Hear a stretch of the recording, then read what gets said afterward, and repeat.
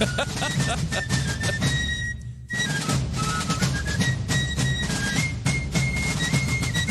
at you with your kerchief around your neck.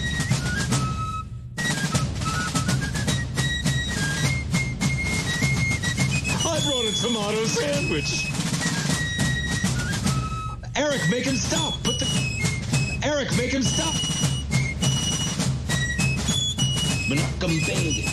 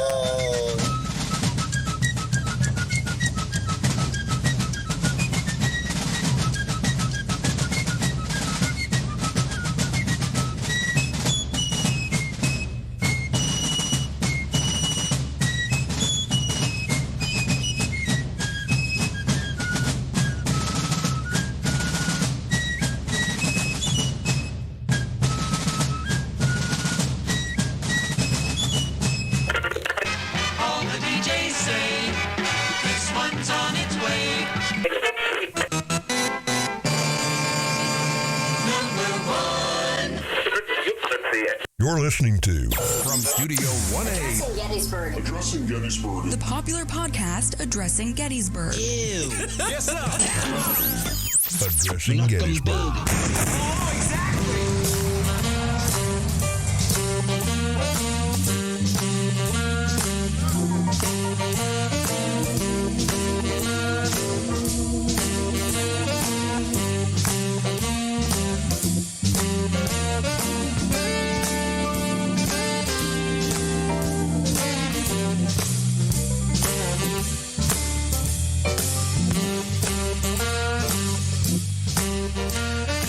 Howdy, Ronnie. Why, hello, Maddie Matt. How are you?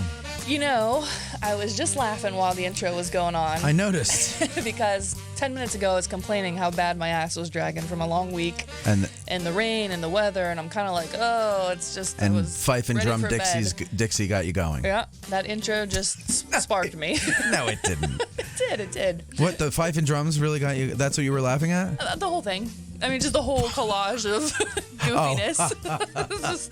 I gotcha. This is, gave me a little boost. Yeah, So you had a thank rough for that. week. It has been a rough week, and nobody wants to hear about it. But, Everybody wants to hear about it. Please tell us. No, I'm You think you're the only one who had a rough week? I'm sure someone out there can relate. That's why I'm saying I'm sure nobody wants to hear about my problems. No, they do, because it'll make them feel better about their problems. Aw. Go ahead, tell them. Just work was rough. Few difficult cases. You and are just the- you are an Esquire for people who don't know. Right. Yeah, Right. I do criminal defense. Right. And primarily, I'm focusing my practice right now on juvenile defense. So some of these cases are very difficult when there are serious accusations against minors and. Like a lot of very serious charges recently.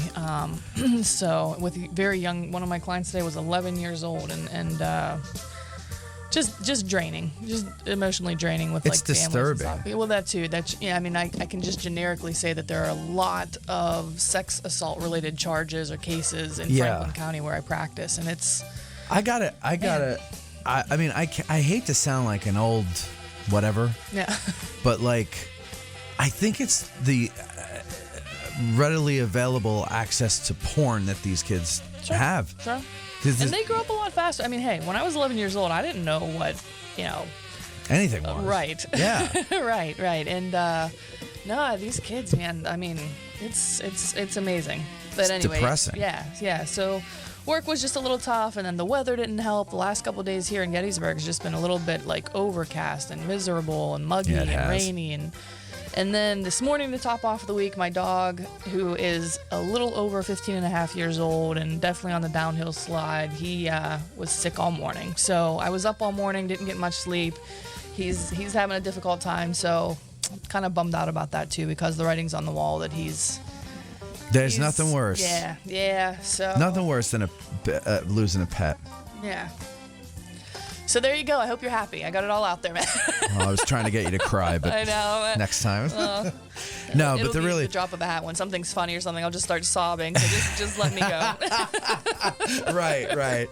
Oh man. Well, that's too bad because it really is tough to lose a pet because they're innocent in the whole thing and they're such great companions, especially dogs. Yeah. My dog. I had a dog. I had a little Jack Russell, greatest dog ever. Yeah. She was great. Well, she still is. She's alive. But when I left my last relationship, my ex's daughter thought it was hers because we all lived together and everything, and I couldn't take her away. Yeah. As much as it pained me to not have my doggy anymore, Right. I couldn't do that to a child. And sure. so they're like, every time I've visited since then, the dog doesn't even know who the hell I am. Oh, and I don't believe they're that. like, I don't no, believe she that. she acts like she's never met me, but she just looks at me, she's like, okay, and just keeps on but going. Jack Russell's a real high-strung and spirited and everything too. But so that she's might just 15 be- years old. Oh. What year is this? 2021. So she was born 2006. So what does that So make was her? Jay. Yeah. 15? 15. Yeah. Yeah. Jay will actually be 16 in September, so I guess it depends when she was born. But yeah. March. Yeah. Well, then she'd. Yeah. Yeah. She'd Yeah. already be was 16, right? She She was born in probably. 2005, I don't did know. you? I don't know what the hell she is. I'm already losing She's track of number. 15 because She was born in 2005. Because my ex's daughter, I think, is going to be 15 in March. So she'll be 15 in March. They're the same age. gotcha. They're born in the same age. But no, she'll be 15 in August. I don't freaking know. No The worries. dog's a little older than the kid. But anyway, they're great. And I said, listen, if it ever happens where you have to put her down or something, let me know, and I want to come. Yeah, that's the most difficult part. My God, we were talking about that at work today just a little bit because one of my not a coworker, but a girl from the district attorney's office just recently put her cat down. The cat was almost 20 years old. Jesus. Which is a long life, right? Yeah. But we were commiserating. It's, to a certain extent, animals are almost more difficult than humans because they can't communicate, right? Right. Like we can say, oh, God, put me out of my misery. Right, exactly. Or we can say where it's, Yeah. all joking aside, we can at least say what's hurting or what's wrong or Right. if you're starting to feel better. Dogs, cats, No, parakeets, whatever, good luck. I mean, it's like a total guessing game and you never know if you're making the right decision. How do you put a parakeet down? I don't know. I think there's a specific room with the vets for that. Yeah, right. The vet takes me. Okay, the we're gonna neck take twisting room. squeakers away, and then they go away and they just go No. grab him, All snap right. his I neck. hope Dr. Paul's not watching because Why? he has you don't know? Well, he has birds, Yeah, right. but not a parakeet. Doesn't he have a parakeet? Or maybe I it's don't know. the green bird that he Alligator. He focuses a lot of pictures and videos on Yeah, Instagram. yeah. It's cute. It's really cool. Yeah, I had a parakeet when I was a kid. I remember when he died and we came home and my mom was standing there and she goes, "Kids, Harry died," and we were like, Yeah. And then, I remember we were like inconsolable the whole day, and I'm like, it's a freaking bird, but no, it's not a freaking bird. It's a part of the family, It's a part of the family. It's a living thing. Yeah. Right. If you have any kind of empathy whatsoever in your soul, like Right. under any death of a living thing should be sad, and especially Sure. something that you've like associated with for 15 or 20 years of your life. I mean, But you know what's funny? I never really cared about fish. I had some goldfish and stuff. When they would die, I just flop them down the toilet, and that wasn't a big deal. I don't know. I've never heard people crying about a dead fish. Yeah, I guess that's They a good usually just point. eat it. Yeah. But A little fillet. I think it's because we don't relate to them. Right. They're like you can't really aliens. cuddle. You can't really like Can't pet them, can't beckon cuddle. or Right. teach them. Right. Come here, So- Bubbles.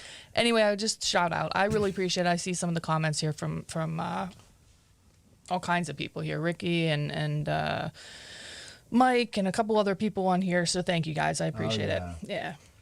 Yeah, see, this audience has a heart. Oh, yeah. I never doubted that. Well, I have a lot of times, especially that Will Thomas. He's one of the most heartless. No, actually, I need to thank him. He raised his pledge amount to $50 Wow, over on nice. Patreon. So thank you, Will Thomas. You want to hear? So okay, so you're a little down in the dumps. You want to hear some good news? Yes, I would love some good news. Okay, now this is not official. Okay. All right. But I was at Sheetz the other day, and there were a couple of federal law enforcement guys there, and Park Service.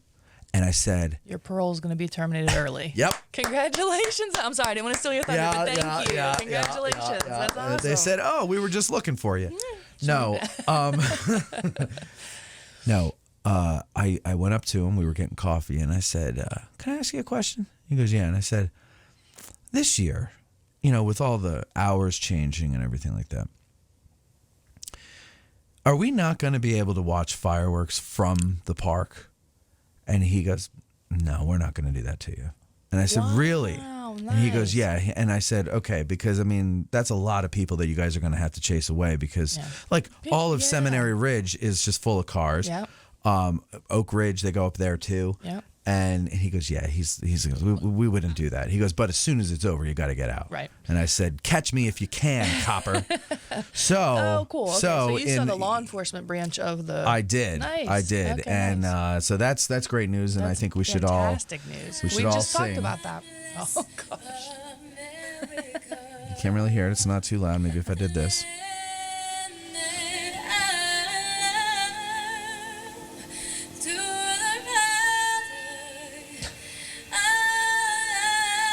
What?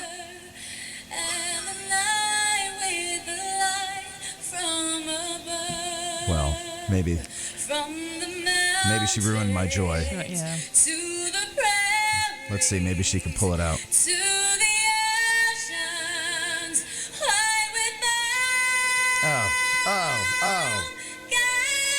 Oh. Damn.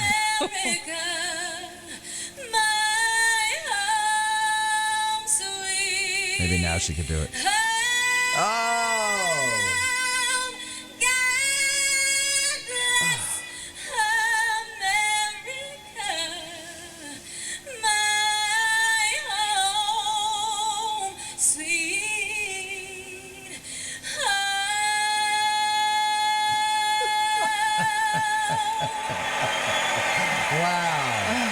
That was beautiful. Paul Eric's dog is howling. That took some effort to find that one on the internet, I'm sure. I did, and I there's a lot of national anthems that are screwed up, but I really wanted to get "God Bless America" in here for that because for me it's that's "God Bless America." I really wanted to play Ray Charles's "America," but I'd get a copyright ding for that, so I don't want to do that. But that's a good rendition. Oh, Ray Charles. Right, oh, yeah, oh no, that's why I'm like, wait a minute, what? It's the best. Right, okay. Yeah. Oh, you can't get a better one. No, That right. would have got me to cry. No, me too. You would have put it over the edge there, so I'm glad you didn't play Little Ray. When at the end when he's like when it's just all swelled up and the organ's going and everything and he's like, "Wow, loud," doing all that stuff. I was like, That's good stuff. That's good stuff. Okay. That we didn't talk about that, so that was a nice surprise. Thank you for sharing that information. I know we were wondering about that last year. I wanted to tell you. Show. Yeah, I wanted to text I you and be appreciate like, "Good news," but I said, "No, I'm going to save it for the show." Thank you. Yeah. Now, I think the best place to view it is from the angle, and I don't want to give that away because last year there were only maybe like a dozen people there. Yeah, that's wild. And everybody else is up on Seminary Ridge. I'm not afraid to give this away because it was no secret. Benner's Hill was packed with cars, and that's where we ended up going. Good one. And it was an awesome spot. Could see it right above the tree line and everything. It was nice. We didn't have to fight traffic, getting out of anywhere like downtown or anything when we left. We went a little bit early. We picked up a pizza, sat in the car, listened to some tunes. There were other people that were kind of like eating out. What tunes did you listen to? Classic rock, just whatever was on. Yeah, something like that. Making love in my Chevy van. Yeah, right. Sitting there eating pizza with your mom and just like, making love in my Chevy van. Oh, we get down. Kathy and I don't mess around. That's funny stuff. Anyway, well, should we talk about who's here with us right now? Yeah, I think we should. I mean, a lot of people know him. And by the way, I got a new soundboard on here, so I don't need to go to this. And Eric can't turn the sounds off now. Oh wow. But you may know this guy here.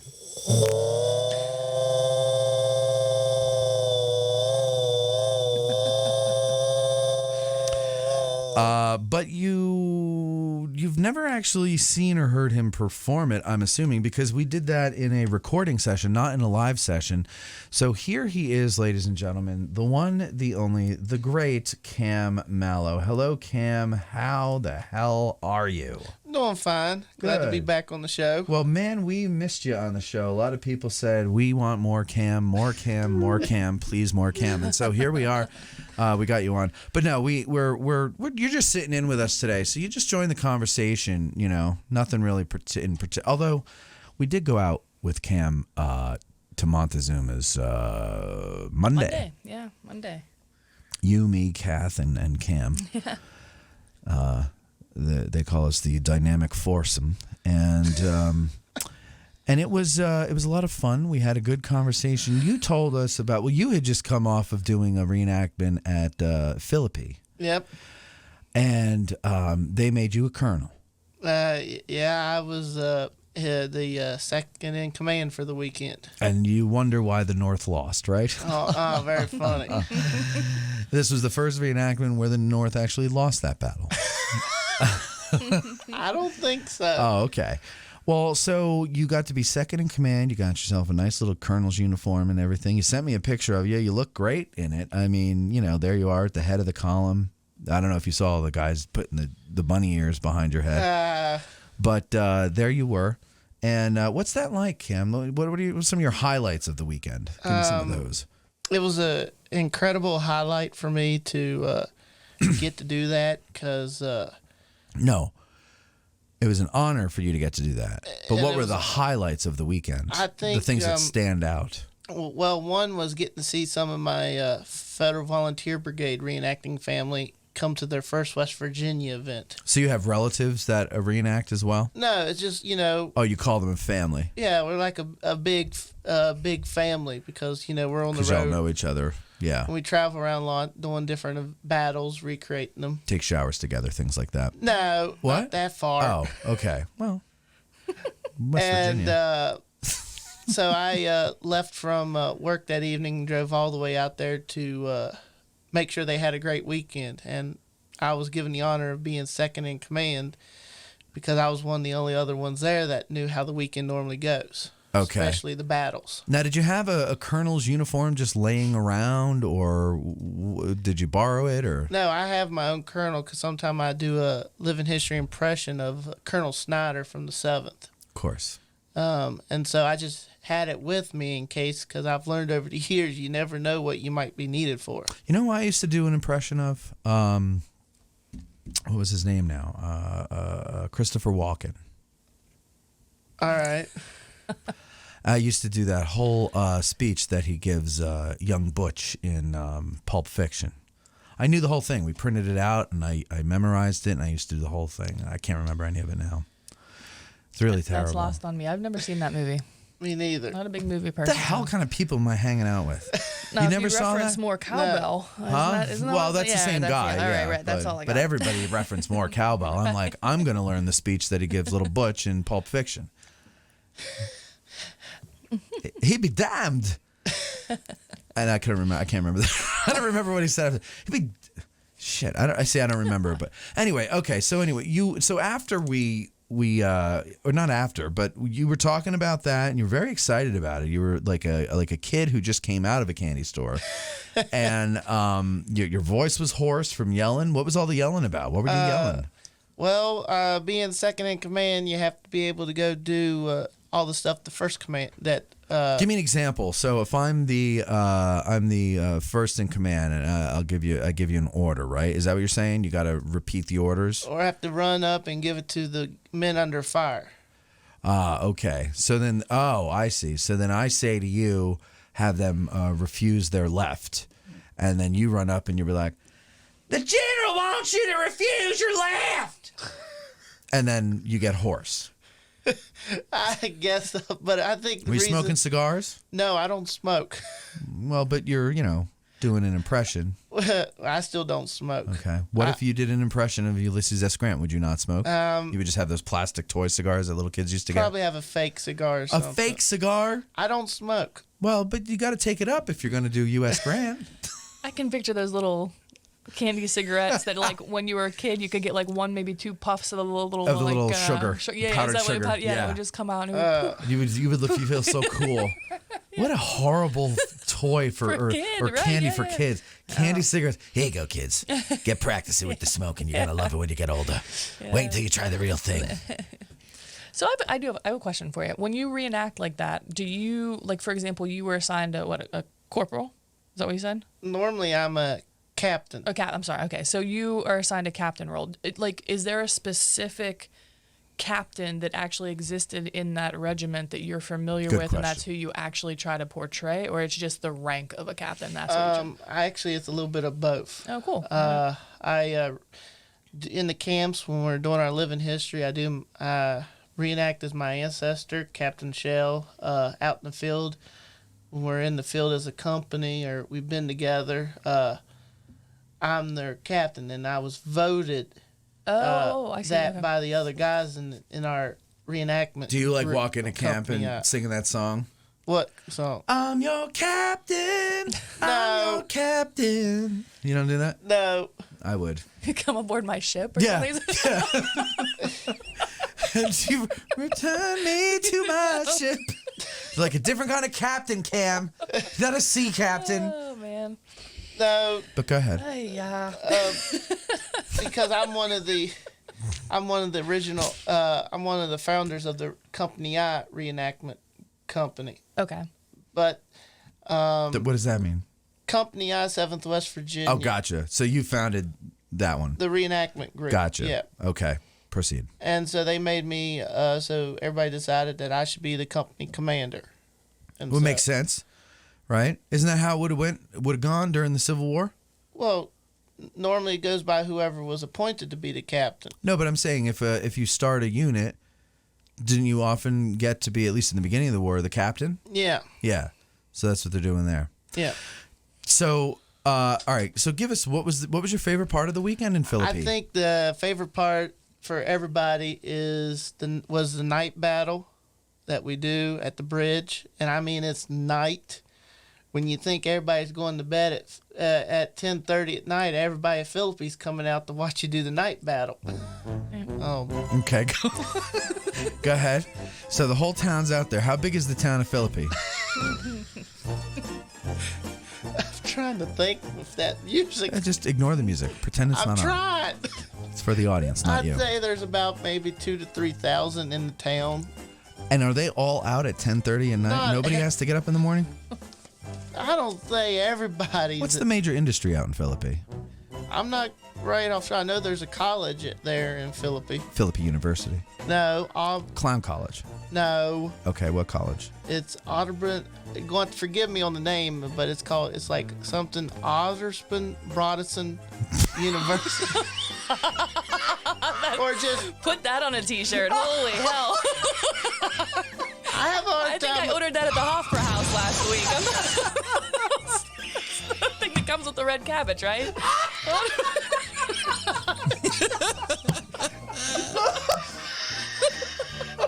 What is it called? The Ottoman Hobbits? Look it up. No, I don't even know what you're saying. What does it start with? A and B. That's abbreviation. A and B University. Broddussen. Duh. So where are you going to school? Oh, I'm going to Aldersbin. I have a hard time with names sometimes. Cam, we're teasing We're with you. I have teasing no you. idea. I've never even heard of it. I don't know. Yeah. It's just the way you said it was funny. Okay, so go ahead. I'm sorry. People from we're not making fun of you. No, we're just not. No, we're we're not. laughing at because it was funny. But the night battle was probably the best fight of the week because the colonel of the army, he was the safety officer.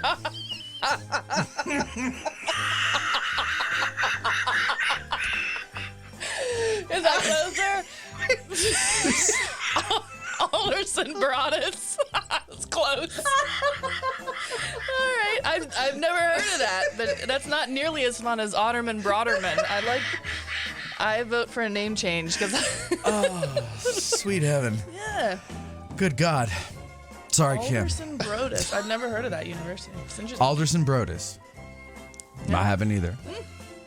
There's not really a big industry, I don't think, in Philippi. Okay. But it's still a nice place to go to. The night battle Yes. had to be the best event of the week because So what happened at the night battle? So you go in there, it's dark, you wait for darkness, you go in. What's the objective? The bridge. the bridge. You want to get the Rebs off the bridge, or are they trying to get you off, or what's going on? We're trying to get over the bridge and into the town at least. Okay, and why did they want to take Philippi? Well, the Confederates were already in the town at the actual battle. Right, so they just wanted to get them out. This was just a tactical. So this was just... Chris Elliott wants to know if that's Latin. He might get my vote. I'm sorry. Oh, God almighty. You know what? Look at a fish. Dan, Butterfield. Chris Elliott once again gets a Dan Butterfield, but this is like fourth one, and he refused the last one. John, that's an honor. John you know was what? offering to translate if that's necessary. So I know that. I'm gonna butcher his name. Zabawa. Oh my, Zabawa? he's on here. Yeah. Oh, is that the guy who translates for you? Translates your West Virginian into English? Yes, he's done that before. Oh, so okay, keep going. But the night battle's always been a big thing because this reenactment goes back to 1961. And it's one of the longest running anniversary reenactments in the state of West Virginia today. Mm-hmm. And so in the past years, the night tactical kind of got out of hand with some of the Rebs. What happens when it gets out of hand? Well, one year they hid behind. One year they. No. No. I was turning the thing down, but now that you mention it. No. Oh. Go ahead. What did they do? One year they used the bank telling machines in the bank drive-through as ATMs? a barrier. Yeah, the barriers to hide behind. Oh, tell me about the one at Sheets. The year they ran through the gas pumps. Yeah, they were hiding behind the gas pumps shooting muskets. That was one time, and they got chased out of there for doing it. Well, no shit, they did. I can't Could've remember. blown Could the you whole town imagine up. So- not knowing what's going on? You're just kind of like minding your own business, maybe taking a tour of the college, right? Like Yeah, or bringing your kid Abadan. in. Yeah, but and you're just filling up your gas on the way, filling up your gas tank, and all of a sudden these guys come running out with muskets and Right. hooting and hollering. Like Then you're on the news and you're like, I was just taking my kid for a tour of Yabba Dabba Doo University, and the next thing you know, the sheet blew up, and a whole bunch of Confederate jackets landed on my hood. Oh my! No, so Kevin is safety officer. Some of the officers they take the safety officer, make sure everything goes right. Make sure you're not hiding behind a gas pump at Sheets as cover in a tactical. That was years ago. That happened. That wasn't now. You've learned your lesson. authentic. So.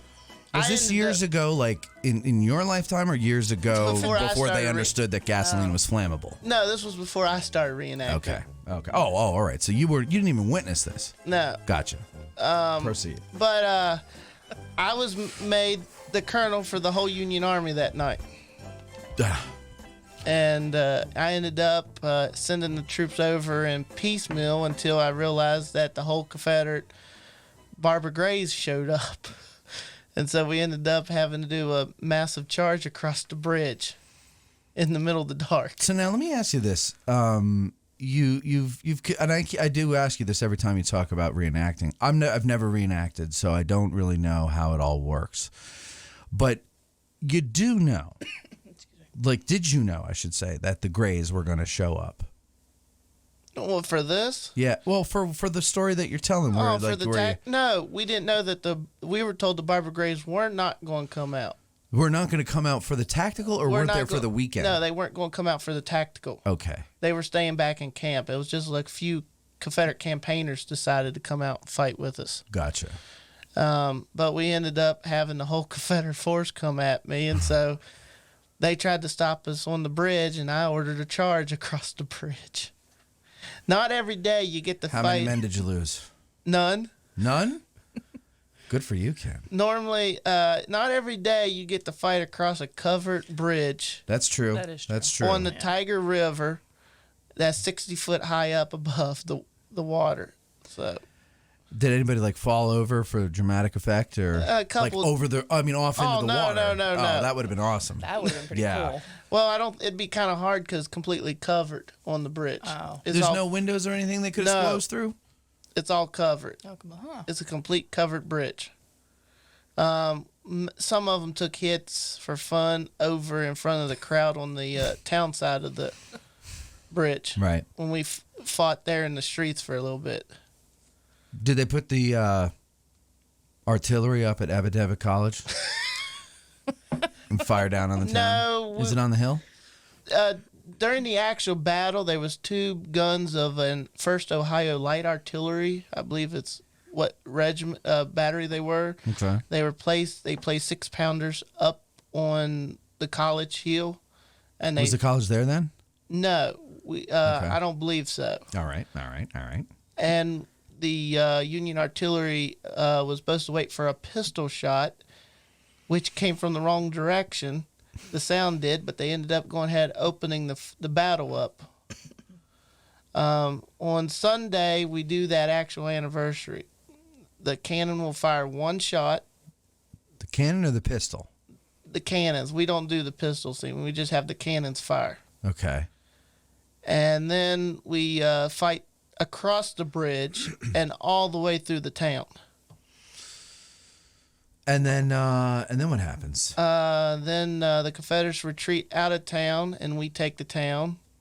And then we have a little ceremony at the end, and then we all go back to our camps. To your pack up. families and hug your wives and cry about the battle and tell them all the horrible things you saw. Yeah.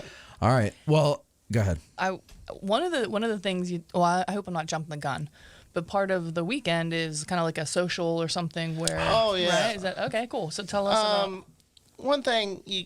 By the way, let me just tell the audience, if you want to call in, the number is 717-420-1978. If you have any questions about reenacting or anything else, please feel free to join us. It's always good to have you involved. Okay, go ahead. One of the things about West Virginia reenactments, everybody takes so much pride in the heritage, our heritage. You could go almost down every road in West Virginia, and it's going to be named in honor of somebody. You're going to see a memorial somewhere. Yeah, no other state does that. I just always, as much travel I've done around West Virginia, you see that everywhere. Yeah. When I was driving up Stevens Street today, I then turned over to Lincoln Avenue, and I was like, we don't name our streets after anybody around here like they do in West Virginia. No, I'm teasing, Mike of course. Lentz said he's sitting at the Chili's in Hagerstown, and he's listening to us with the volume up, and Cam started talking about the Confederates and gasoline pumps, and he got some really interesting looks.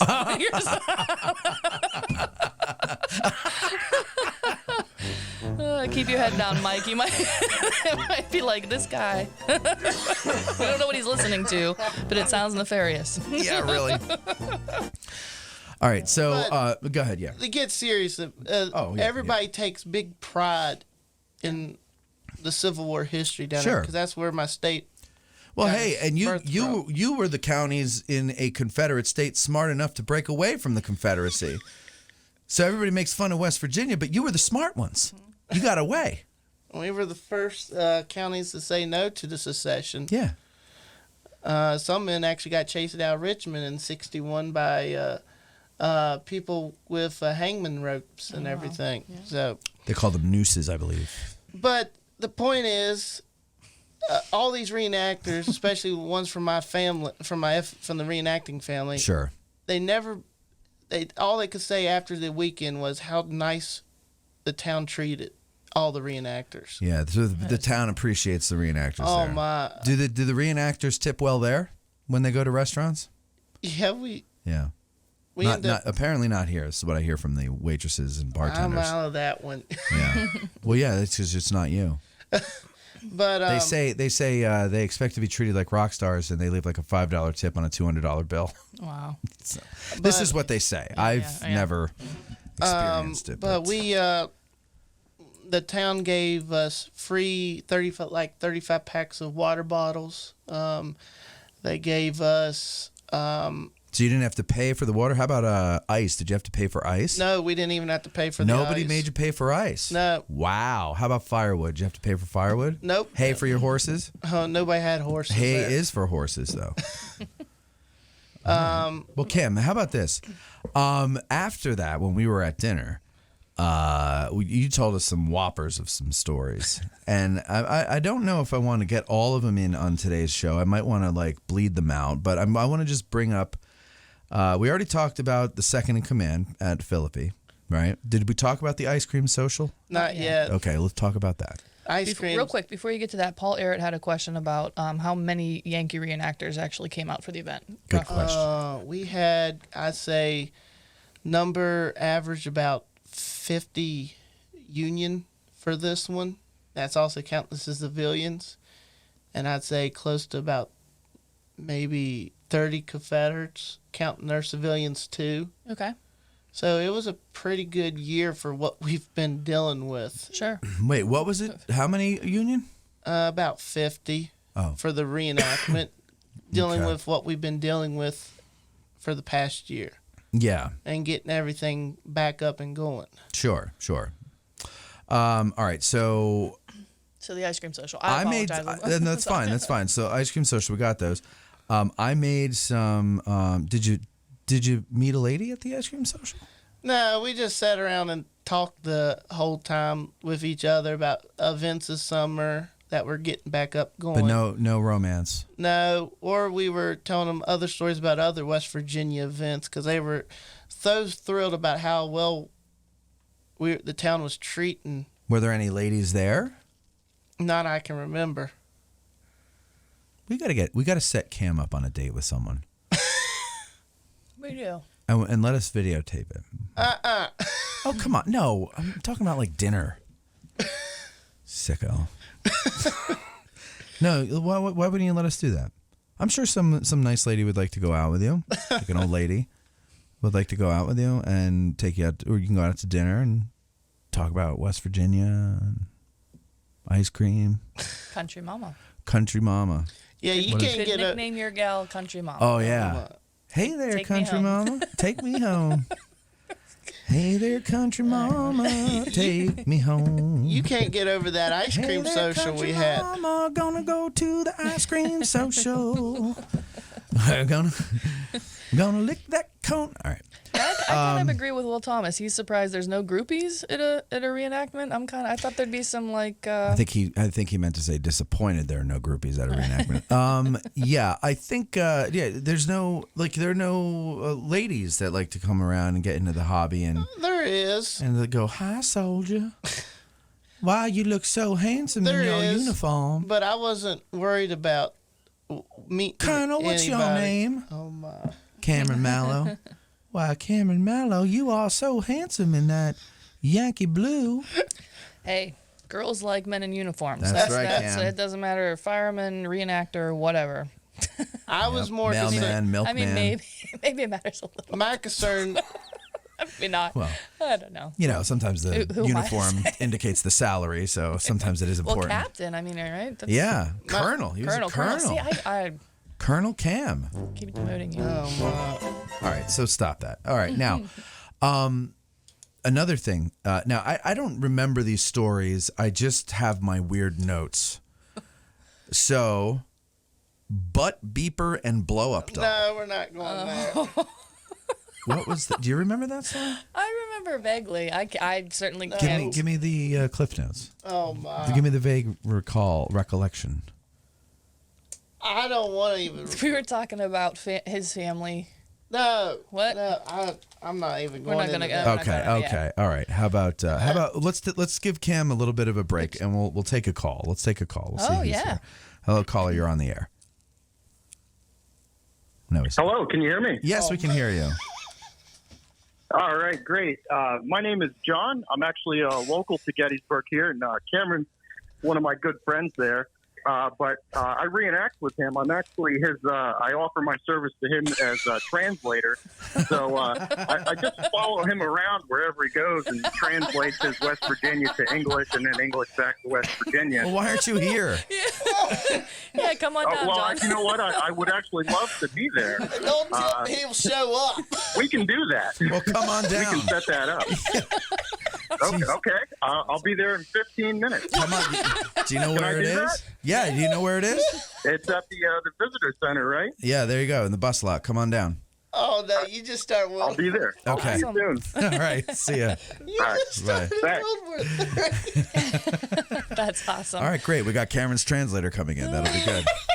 Add that to the list of languages that are approved by officially recognized organizations. You have sign language. You have, like Cam language. Yeah. I can't believe he's actually coming down here. What was okay? Maybe we'll forget the blow up doll. What was the butt beeper? No. That's only one for around the dinner table. Butt beeper doesn't sound like dinner table conversation. I can't remember this. I can't remember. Do you remember the this? details. I'm not going to that one. Kathy might remember. Yeah. Hey, Kathy, are you watching? Yeah, Kath, if you're watching, Send a put it in the text. comments. No, don't put it in the comments. Look at Cam's I don't face. He's like horrified that Kath might remember. Kath You might. told it in front of her. Cameron almost killed Veronica's mother three or four times. She turned a shade of red laughing. It was like purple. I mean, I don't even know how. She was laughing so hard. Oh, All right, how about this one then? Dad at the dentist. Nah. That was the wheelchair assault. Yeah, the wheelchair. I wrote these down in front of you, and I said we're gonna talk about these on the show next weekend or later this weekend, and you were like, okay, well, do it. What's this? The dad and the dentist. Dad's at the dentist, and what? They're just this woman. No, you don't have to describe. Yeah, her. you don't have to They're give just a names. woman Just you know, that wasn't in her right mind or you know, and wasn't happy with your dad. right. And what did she do? She hit him. She hit him. Where? At the dentist office. At the dentist office. Where'd she hit him? I don't know, in the back, I guess. But what was the deal with her? I couldn't tell you. No, but I mean, like, did she run up to him, or like walk up to him, Or roll up. or roll up? I guess rolled up in the wheelchair and hit him in the back. That's the best part. Oh. So she rolled. Was your dad in the dentist chair, or was he standing up I guess he was standing up in the waiting room. in the waiting room At the desk. And she comes rolling up, and she's like, "You son of a bitch!" And then whacks him in the back of the head. That's him. See, honestly, so people that are listening, they're like, "What the heck is Yeah, going on?" what is It's going on? not. It's not. It doesn't have the same effect No, it as when doesn't. he was actually telling the story. But the kicker was when you first told the story, and it was funny in and of itself. It was just an entertaining story. I thought you were saying your dad was in the wheelchair, and this Yes. crazy lady just lost her shit and attacked him. Yeah, right? Like that's what he I was thought. kind of like a captive audience in his wheelchair. Oh no. The reality was dad was just minding his own business, hanging out, and a woman in a wheelchair went batshit crazy and Right. assaulted him. That was kind of the funny thing to me. Like, anyway. Yeah, the visual. Yeah, it loses a little bit of something when Cam's not willing to No, I know. give it his personal touch. You know, you can't get the kid to stop talking normally, Except now. and then now when you finally give him a chance to talk, Because it's it's something with my family, personally. well, family but stuff. you told it loud enough for the whole restaurant to hear it. And my voice Tell is us the story about. Paul said, for goodness sake, just wait for the translator.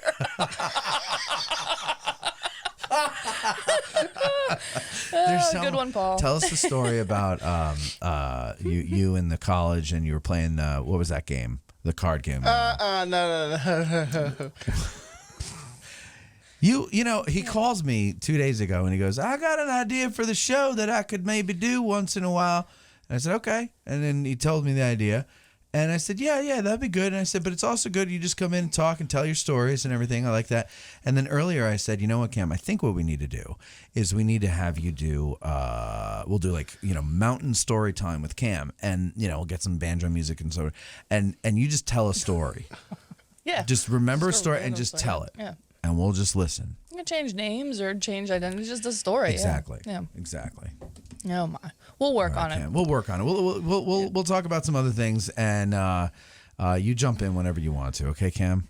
And it's just some of the stuff. There's still other stuff going on with it right now. I understand what you're saying. Gotcha.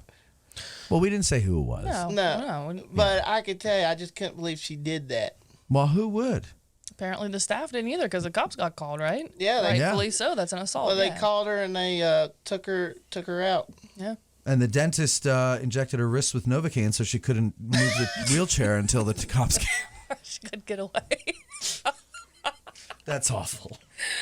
I'm sorry. Boy. I'm sorry. And the other stories were just old work stories I remember from growing up. What? The two you brought up before yes, that one. the butt pirate. Oh, my. Or butt, what was it? Butt, let me look at my list. Hold on. Buzzer. Butt beeper. I'm glad nobody back home can hear. Do you now, remember yeah, this? I do. I don't remember this. When a vehicle backs up and there's a beeper, it's like beep, beep, beep. Like if there needs to be a warning for someone that might be on the larger side, I think there was something with this. Cameron. Yeah, there was something with That's that. mean. But it wasn't You Cam. did. It was employees at a place where he used to work, and I don't know how that story came up. But yeah. I remember this now. We were talking That's at the a dinner story. table about how some employees are at other places, Yes.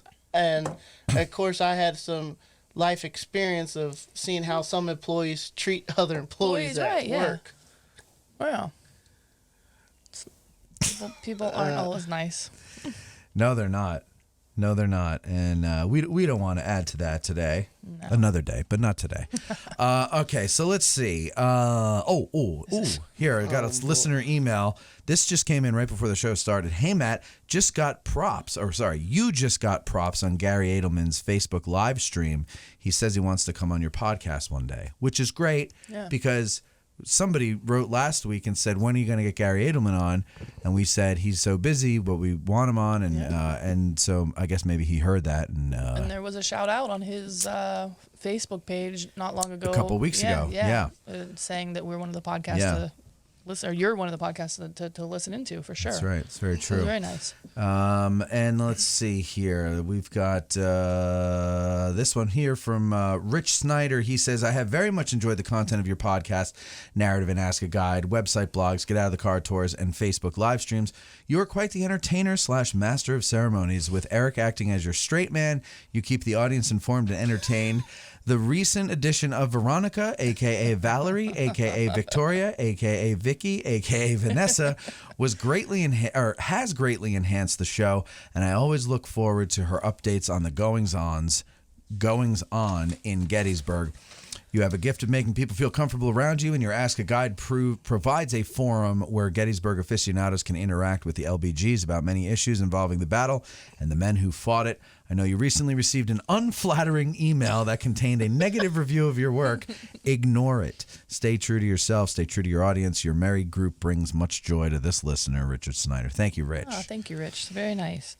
Actually, if I could use that as a little segue for some good news. Go ahead. So Rich brings to light that, sometimes we try to tell our audience what's going on, the new developments and things. And besides the awesome announcement about 4th of July fireworks, starting tomorrow, the Ranger programs are going to be back. They are officially starting back up here at the National Military Park. That's the big news of the week. That is the big news of the week. So very big news of the week. Very exciting about that, or very excited about that. There's a lot of work I know goes into putting those together. Yeah. Putting those battle walks and programs together. I mean, weeks research. I've even had, I know the feeling of, and then when the Ranger can go out and give the program.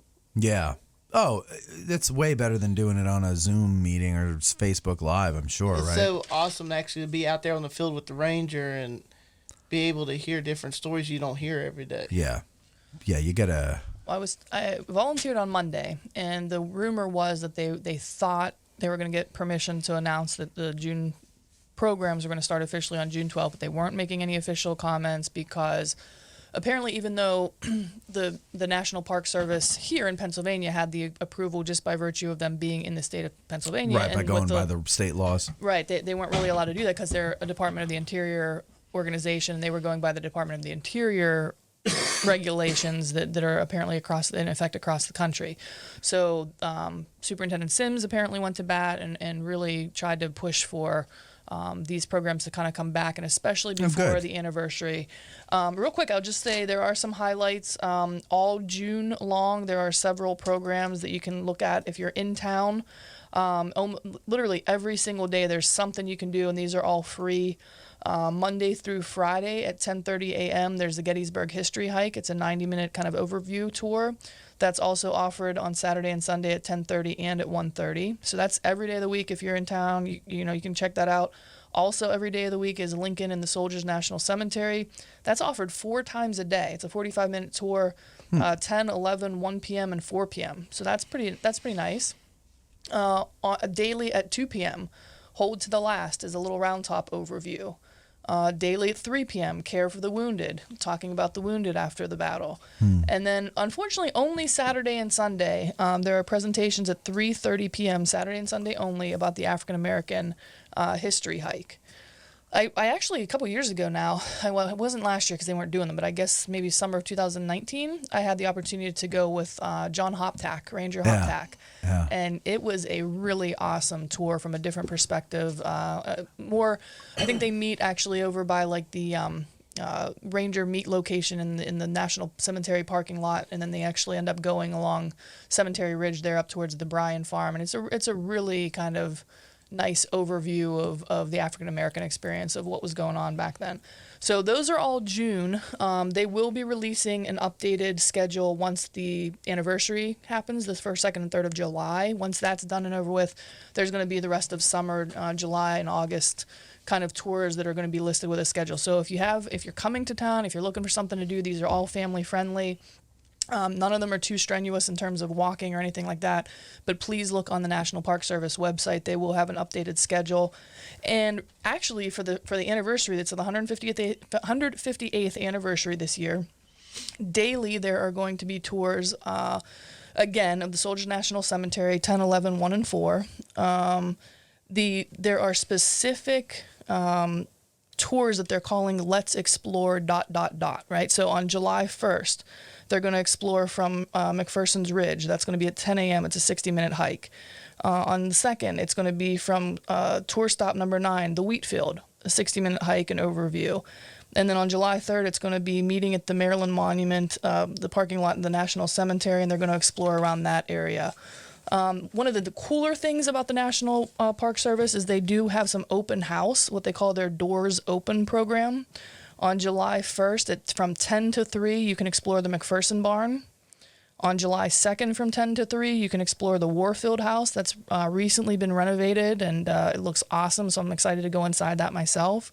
And then on July 3rd, from 10 to 3, you can go in both the Lydia Leister, which was Meade's headquarters, and the Abraham Bryan Farm. So those are all something to look forward to. It looks like the only official battle walk that's going to be offered this year is a pickets charge walk from the Virginia Monument across the field at 3 o'clock. So I guess they are still trying to limit, like large gatherings and stuff, but that's going to be the only official, what we used to call battle walk. So they're only doing one battle walk? That's the only thing that's listed. So what do they... So on July 1st, for example, they are offering... overviews from the McPherson Barn at 10:30, 11:30, 1:30, and 2:30. Those are only 30-minute overviews. On July 2nd, they're doing an overview around the Warfield House and Seminary Ridge area, or I guess technically Warfield Ridge area, again, 10:30, 11:30, 1:30, and 2:30. But those are only half-hour presentations. And finally, on July 3rd, they're doing half-hour presentations if you meet at the Bryan Farm, again, 10:30, 11:30, 1:30, and 2:30, each of those days for the anniversary. But the only official battle walk that I saw advertised anywhere was the 3 p.m. pickets charge. And if you're interested in that, meet at the Virginia Monument. What do you think of that, Cam?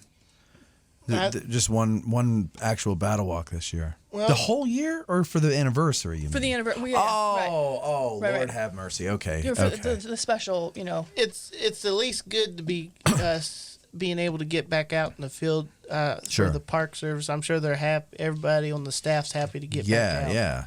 Yeah, you don't get in this. You don't go and try to get a job as an interpretive ranger so you could sit behind a desk and do Facebook Live and all that. everything that they made you do during the lockdown. So I'm sure they're happy to get back into that. I would be. Right. I'm happy to just see that happen again. Because I never have the time to actually go to these because I'm here all week and then we were kind of weekends. talking about that. Unfortunately, this year the anniversary kind of falls in the middle of the week, sort of. At least Thursday, Friday. I know I'm working, so the places I want to see, like I've never actually been inside the McPherson barn, for example, but it's only open from 10 to 3, which is exciting for everybody else, but I'm kind of bummed out about that because I don't think I'll have a chance to make it for that. I was in there once. Oh, cool. Neat. Where, in the McPherson barn? Yeah. Yeah, me too. You ain't special. I was there too. Didn't we go together? Wasn't this like 2 years ago? No. Oh. This was another time I got to go in there. Oh, okay. Paul Errett a couple times asked about masks. My understanding is you do not have to wear them outside. The federal mandate has actually been lifted. It was only the first 100 days of the administration, and my understanding is unless you're on public transportation, you don't have to wear masks. Right. Social distancing is still being encouraged, but you don't have to wear a mask. They're definitely not mandatory. What is the rule now? Is if you're vaccinated, you can go without, or I mean, I never see anybody wearing masks anymore. Or is it? You know, that's funny. I actually feel like I see more people now that they're saying, Really? yeah. Like we were just in, where did Mom and I go? We went shopping somewhere, and we were like the only ones, and we're both vaccinated, so we're like, walking around with our chests all out, like feeling, safe and secure and everything. And more people now have masks on. I see like in different restaurants and things like that, and you almost kind of get like a sideways look if you walk in. See, that's the weird thing is like a lot of people seem like they're like afraid to go without it no matter what. Yeah, right. Like they've been conditioned to like have that be a part of their being. Right. It's creepy. I don't know. I go into places and say for example Sheets, like they say, it's up to you. If you're vaccinated, don't wear a mask. If you're not vaccinated, wear a mask. Nobody wears a mask. So a lot of people have been vaccinated, apparently. Yeah. But then you go to a place like Eddie Bauer, where I went to yesterday, and I didn't have a mask. And the girl's like, "Hi, excuse me, but we still require that you wear a mask." And I go, "Well, what did I get this vaccine for?" No. And I said, "Well, do you have any? Because most places they have them. Yeah. If they require you wear them." And she's like, "No." And I go, then you would rather not get my money and there's nobody in this whole place. You would rather, I was going to spend like $3 here. I understand, probably Cam's $3 single dollar bills that are still burning a hole in your wallet from dinner the other day. Yeah, exactly. Looks like, well, hold on a second. Let me just, let's see some of this here. I saw a couple of things here. Robert Childress, he says, Matt tried to email you regarding podcast reenacting topic, but no response from you. Robert, I am terrible at getting back at emails in a timely manner because I have too many of them. And that would be, also the topic itself is just so broad, and we're a history podcast. So I've been, since the first time we've been talking about maybe doing that, I have an interest in doing that topic. I just don't know what my angle would be as the host because I've never done it. I don't know yet. So I will one day like to do something about it. I just want to have a more interesting angle than, so tell me about reenacting. Because you could see when we do that with Cam, you could see where that goes.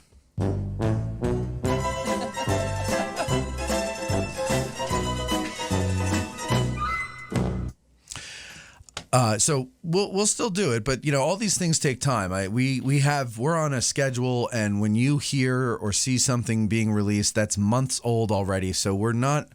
It's not a how do you say it, like a 1-for-1 type of thing. It's like we do it today and then it's out tomorrow. It's not always that way. The only thing that you see as it's being done or in a timely manner is this show here.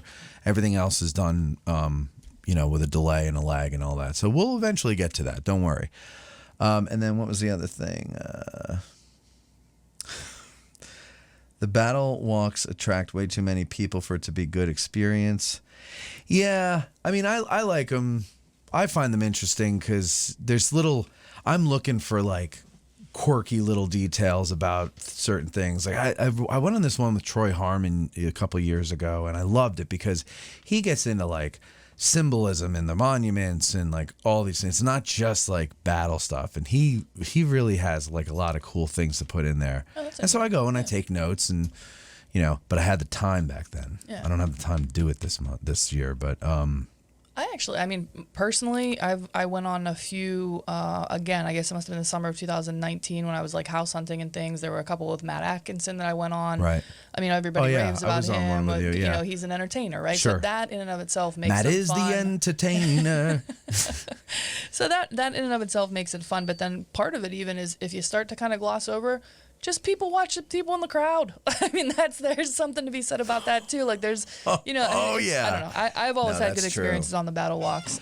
Even if I'm not taking notes or like studying this to become a guide or anything like that, I still find value in them. Yeah. So. What is it with these people with the ski poles? What's that about? The walking sticks. Is that what they are?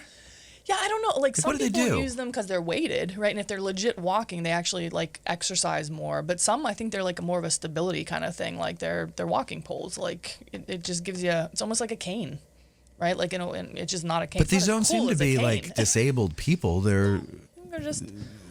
If it's a legit hike, they are hiking poles like that. Then people will think that when you're going up through rocks or uneven terrain and stuff like that, that actually does give you a little bit more stability. You're not like crawling on your hands and knees, right? But what on pavement? I don't know. Maybe they're expecting something more. Oh, possibly. Yeah. I don't know.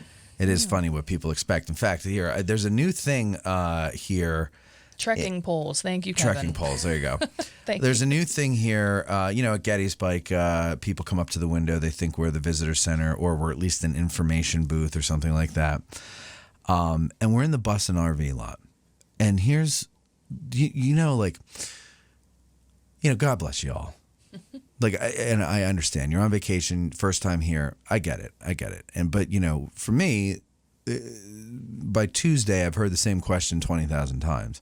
So it gets really old really fast. So there seems to be like, it's a fascinating social experiment to sit at this window and interact with the public because they come from all over the country, right? But they have a lot of the same misunderstandings or idiosyncrasies. And it's really like if I was rich, like I had a lot of money, I would say to certain powers that be, here's a lot of money. And I want this money to go to redesigning this place so that it's, it's for new signage, new, someone to trim the hedges, things like that. Because I have a unique view of things because I'm the guy that people come to find things like the visitor center or just other information, and I see what is lacking around here based on their misunderstanding or inability to understand or whatever it may be. But that might be something money's not going to cure though, because in fairness, there are some signs that like very like if you're coming off the Tawny Town Road and coming in the entrance, illegible. Some of them are, but on the other hand, some of them are very clear. RV bus this way, parking this way. Like those are the digital signs, right, and they're very clear. There's no mistaking this. So I don't know what people are. I'll tell you what it is. Yeah, they come up to the window. Hi, we're here for the 10:30 bus tour, and I go, good for you. Oh, because this is the bus lot. Gotcha. So they assume that means this is where you go for the bus tour. Yeah, gotcha. The other thing I think I said on another show was, is this where we pick up the shuttle to take us to the visitor center? Yeah. Which I think there should be. Right. Because there's shuttles that go everywhere. Why can't we have a shuttle that goes from here to the visitor center? Sure. For older people, disabled people, it makes sense. Also, the country's not getting in any better shape. So people are just unable to walk anymore. But here's the new question that I've been getting this year. Haven't heard this very much before, but this seems to be the new mass misunderstanding of things or whatever. We have an RV, then they point to it. Can we park that closer to the visitor center? And I want to like smack them. And I say, no, this is the RV lot. Well, how do we get to the visitor center? I go, you walk. And I don't know why they think that they're special, that everybody else has to park in the RV lot, but you're like the lady today. She said, we have a small RV. Good for you. Good for you. You got a small RV. It doesn't mean you get to go and park in lot number 1. I gotcha, yeah. So, but that seems to be the new one. Yeah. That's interesting. Maybe she was thinking of like compact car parking, compact RV Right. parking. Yeah, do they have compact RV spots over at lot number 1? I don't know. Well, so before we move on to other stuff, let's acknowledge the elephant in the room here, Cam's translator. Here, translator, why don't you take this, put this on. Okay. John, by the way. John, okay. Just Nice to meet you. good to meet you. Just put that on there, and then we got. terrific. There you are. I hear you now. Okay. You can pull the chair up if you Yeah, want. pull up a chair. I think I will. Yeah. All right. So, John, you are Cam's translator. Yeah, How I'm- did you get that job? Well, How long I, have you been doing it? I what do you volunteered. charge Move per a hour? little bit closer to Cam so you can get in the Yeah, camera we're gonna shot get there. cozy. There you Cam. go. Can you? Am I visible here? Yeah, you're visible. Okay. So I've reenacted with Cameron for quite a number of years, and a lot of people just don't know what Cameron is saying.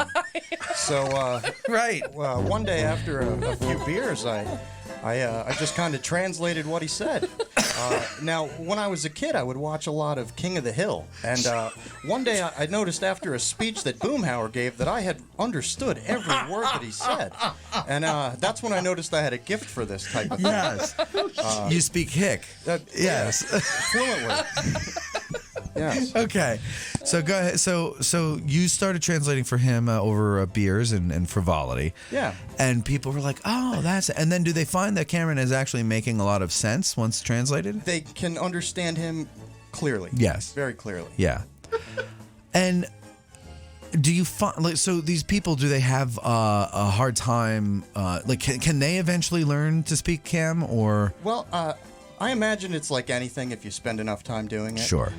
But, you know, Cameron, he's just one of those guys that sometimes you need a little extra effort to understand what he's saying. Yeah. Yeah. Or even like where he got the idea to talk about whatever he's talking about, right? Cameron has a lot of things going around in his head. He does. But they're all centered around West Virginia and reenacting. Cameron is all West Virginia. Yep. He is. That He loves his state. enthusiasm, I think, sometimes your brain works faster than your mouth, right? And I have that problem all the time. But that enthusiasm that Cam brings to literally every conversation is actually pretty cool. She but- said your enthusiasm is what makes you a great person. That is fantastic. They're laughing now, but I think that's universal. You can understand that, right, Cameron? Sure you can. Right. So I didn't realize you translate back to him. Oh, no, yeah, no. It has to be a two-way street, yeah. Sometimes he doesn't know. You got to speak his language. Oh, that's great. Oh, Cam. I think that gets a sticker. That's my vote. Hey, you for know a what? sticker or Yeah, I'm something, gonna 'cause give you that a was- Dan That was Butterfield. pretty cool. Butterfield. Well played, All right, let's see. Let me turn off his music. Do you want a sticker or a book? Oh, well, which would you recommend? Let's go with a sticker. Okay. I've got a daughter. She likes stickers. Oh, there you go. All right. So, all right. Cool. Well, then I have one that I think you might want for her. But let me go through some other ones first. I'll put that last. Here we go. You've got the choice of. Let me go to. What do you want? Mic 3, right? Sure. So let's see, Matt. Sure. Where's Matt and Mike 3? Matt, Mike 3. Matt and Mike 3. I don't see Mike 3. Okay, whatever. We're just going to go to Mike 3. There we go. We're going to Mike 3. Here we go. No, why am I going to Mike 3? I want to show the audience the stickers so that they know what they're getting. That's what Matt. Okay. Getty's Nerd. Getty's Nerd is your first one. What? Mike Stump, is that the one you? What do you? How did Cam not just flip him off? You can read that out loud, Cam. You don't need that. This one here. He wants you to read it. To the camera. Yeah, read this one, Cam. Classic. How would you translate? Camera, he wants you to read that in there, right there. How would you translate this into Cam? What'd it say? Get out of the car 2021? That's right. It says get out of the car 2021. All right, here's another one. That and says Gettysburg. That. Here, what is this? This is gonna be a little harder for you to read, probably. Yeah, I can't read It says that. my people were Dutch. Says they were Dutch. His kinfolk were Dutch. Says his kinfolks lived in a holler down there in the Dutch land. All right, this one is our logo. That's a low. You can see, right? Yeah. You know, I never have actually established if Cameron could read. Oh, we assume know he can. he can read. He I'm reads sure a he lot. All right, here. Keep a clear eye. That one says keep a clear eye.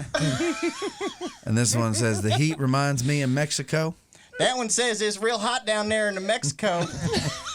And this one here you might like for your daughter, Getty's gal. Yeah, my daughter would like that. Then It's there tough you to are. transition from accent to English. Oh boy. No, wait, John, where are you all from? the time. He says he speaks it a lot. Where are you from, John? Where did you pick up your... Where did you pick up Cam? Yeah, where did you pick up your ability to do that? When I was a kid, I lived in New Jersey, and my family. Me too. Oh, good. I grew up there. So we'll have a conversation about that later. But anyway, my family moved here in '98, and my family owns a business just right here in town at the corner of Steinway and Tawnytown. So I have the toy soldier store there with my father. Cool. Okay. And that's you? Yeah, that's me. So I work there selling toy soldiers, and but I've reenacted since I was about 11, and Cameron came into the picture at some point in time. And how do you miss Cameron? That's true. So- That is true. Yeah. Well, he won't let you Good because way. he just latches on to you. No, he'll be friends with anyone. Hey, have you ever heard his?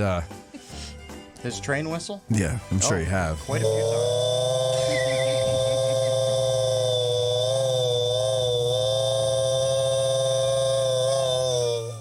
Benacumbegan. Do you, Cam? Speaking of the train whistle, people have not seen you do it in person. They've only heard that, and it really is something to see. If you don't mind giving us a performance here, a command performance, let me just get the levels ready here so we don't blow everybody's eardrums out. Okay? Now, hold on. I'm going to mute my microphone and Angela's. Oh, I just called you Angela again. Why do we keep calling you I don't know. I want to know who this woman is because somebody's in your head. I was and watching I'm Who's the getting Boss the other day. getting the wrong end of Angela! that. Angela! Jonathan fell down the stairs. Angela! All right. So let's see. I'm going to mute our microphones, and I'm going to turn yours down. Ready? Go.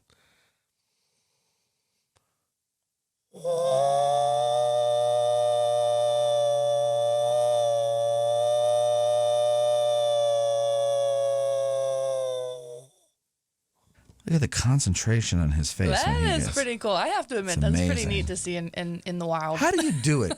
Like, what are you doing in your throat? Because you know I'm a world-renowned vocalist, and I need to know how to do that. I don't know. I just picked up on it. Let me hear you again.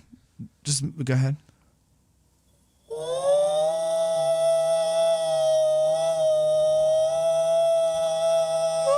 I don't even know if I go. Okay, so first you got to get high.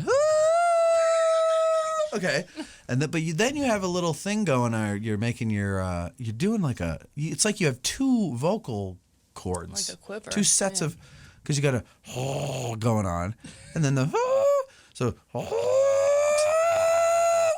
No, I can't do it like a dying Yoda. I don't even know what that He is. learned it I from don't know what watching that was. Mountain Monsters. And he does it at reenactments at about 2 in the morning. It scares the crap out of all the small children and anybody who's left awake. All the small children. That's Oh God. So do you reenact in the same unit as him, John? No, I don't belong to the same unit, but I do belong to the same regiment. So Cameron's a captain of a West Virginia. regiment. Well, this Federal Volunteer Brigade is our organization. Cameron belongs to 2nd Regiment, and I'm a captain in 1st Regiment. Okay. So you still get to see each other. Yeah, and do we're things. completely affiliated, but we're a little bit of separation. Were you at the Manassas reenactment? I was, yes. Yeah. Okay. So Yeah. but you were, what were you? You were like dressed as you were in a different uniform. What uniform were you wearing? Fire Fire Zouaves. That's right. Wow. How many uniforms do you guys have? Like, I mean, I own 3. I have a private's uniform for Union, a private's uniform for Confederate, and I have my Union officer's uniform. is that about average? Like a reenactor has more than. It's a lot of money to accumulate these uniforms, so a lot of people just have one.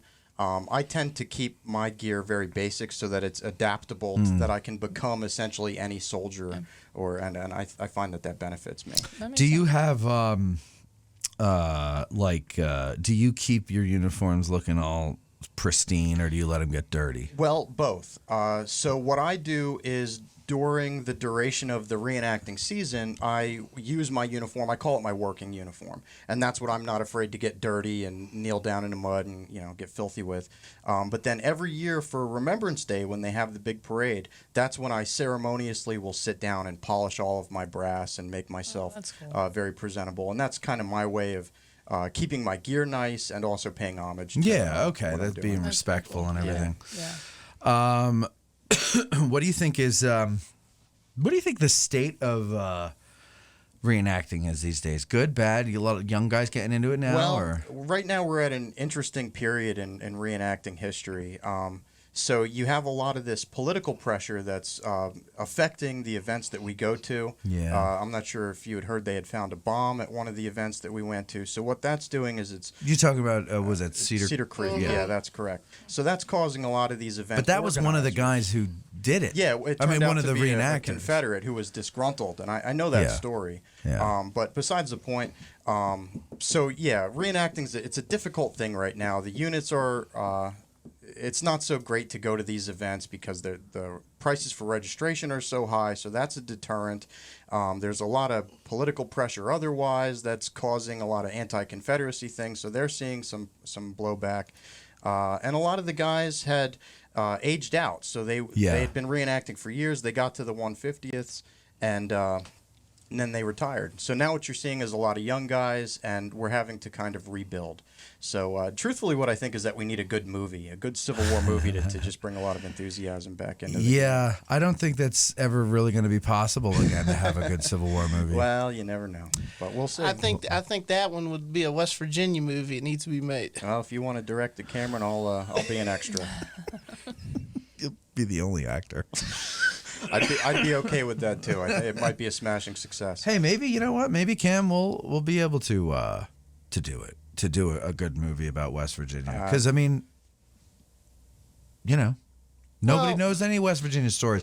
Hatfields and McCoys was the last one that we know anything about, right? They featured a famous Civil War battle in it. That's right. Droop Mountain. They did. Droop Mountain, one of the most famous Civil War battles ever. West Virginia It's famous usually battle. like Gettysburg, Antietam, Droop Mountain.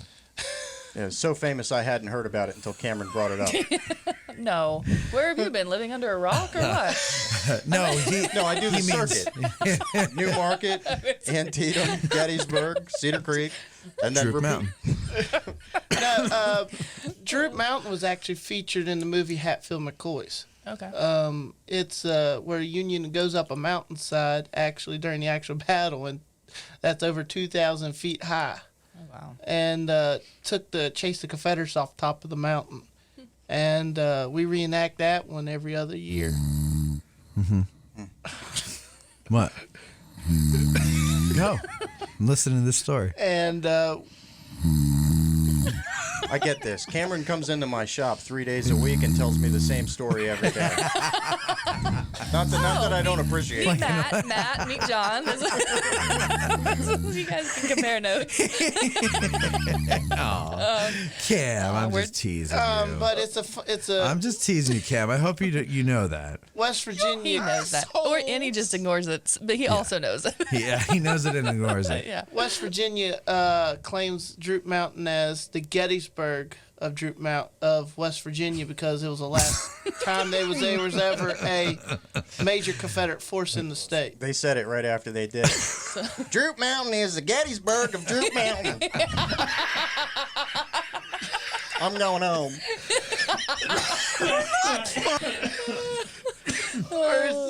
Cool. We also call it the Chattanooga, West Virginia, because the Union goes up a hillside. I think it's Chattanooga. That's okay. Translate that for him. Just let him know. Chattanooga. Chattanooga's called Chattanooga. I picked on English. Cameron. I shouldn't. Oh, jeez. We're having fun. You ain't heard nothing yet. Cameron, you are a delight. Hey, I could top that one. How so? The Battle of Forks and Spoons. Okay, what's that one? Dinner. Tell us that story. Oh, jeez. Go ahead. Kelly's Crossroads. Sure. Right before the Battle of Carnifax Ferry. Actually, this year is the 160th anniversary of it. I believe it was 7th Ohio was in camp, and they were attacked by a Confederate force from Carnifax Ferry. And they got chased out of their camps into the woods. It took 2 weeks for them to regroup. So why forks and spoons? Yeah, why sporks? I'm afraid to ask. The Union. Sporks. The Union was actually in camp that morning. It was a morning attack, and they were sitting down to make their breakfast. So they lost their forks and spoons. And all they had in their hands was their forks and spoons whenever the fight started. So, can I tell a Cameron story? Sure, I'd love to hear a Cameron so, story. Hold on a second. Hold on here. Go ahead. I'll keep it short. I got a couple things I'd like to talk about, but anyway, Cameron, about a month and a half ago, comes in the store all excited, and he says to me, "There was a woman with a llama on a leash down the street walking up this way." And I said, "No way, Cameron, no way."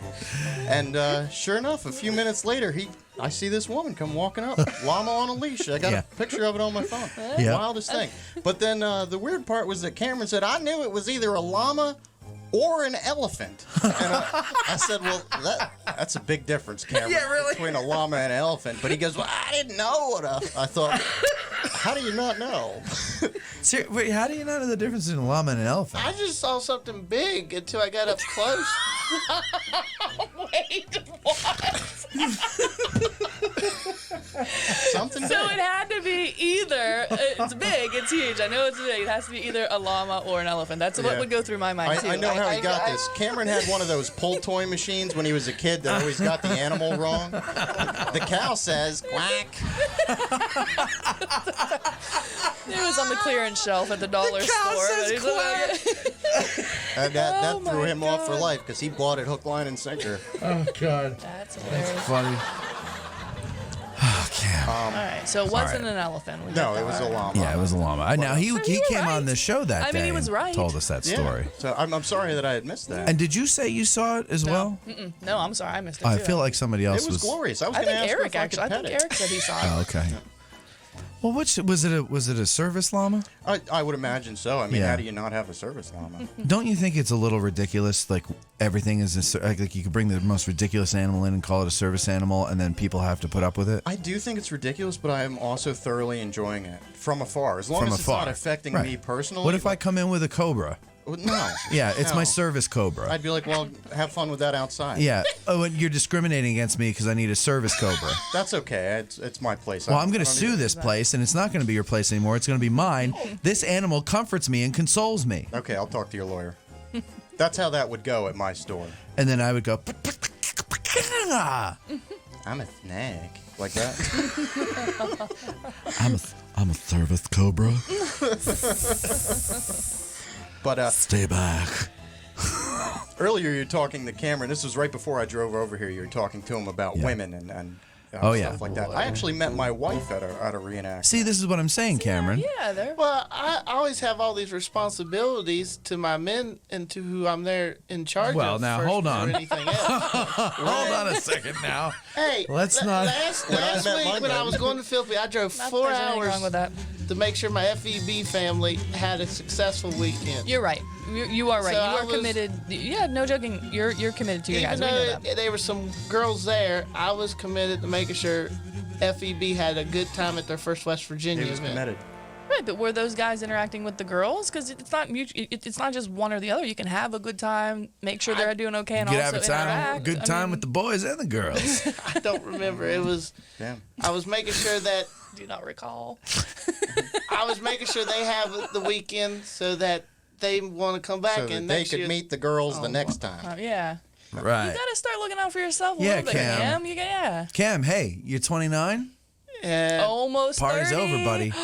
Party's birthday over. coming up. When is your birthday? July 12th. Ooh, well, we're going to have a big party for you, Cameron, right on this show. July And- 12th, Cameron's birthday bash. And then on July, oh yeah, I could already feel it. The roast. That's what we're doing. That's what we're getting doing that out of our now. system. I'm looking forward to actually July 11th. I got plans. Me and my father are going up to Strasbourg, and we got tickets for the ride on the 611. That's awesome. The The train, right? Yeah. Cameron, Presidential. Big rail Yeah, car. the presidential car. Nice. Yeah. We want to see some pictures. It's a blast! Nice. Nice. All right. Well, you guys want to sit in while Veronica and I talk about the news. You feel free to chime in at any time, okay? You're welcome to be part of the show. Veronica, here we go. It's time for the news. Let me see if I can remember. No. It's time for the Addressing Gettysburg news break. And here to tell you, no, we don't like this one for that, right? We like this one. Nope, no.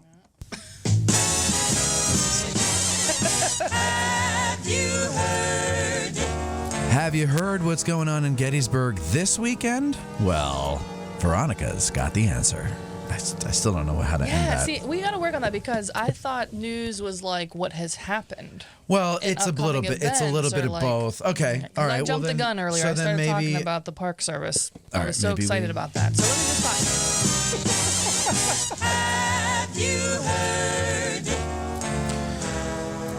Hey, have you heard? Microphone up your nose. That was good. Poor Ray Charles, because I had my eyes closed, and I'm like, okay, I'm just gonna do the Ray Charles and feel the music and let it tell me what to say, and then I scared you it was- myself and I bumped my nose.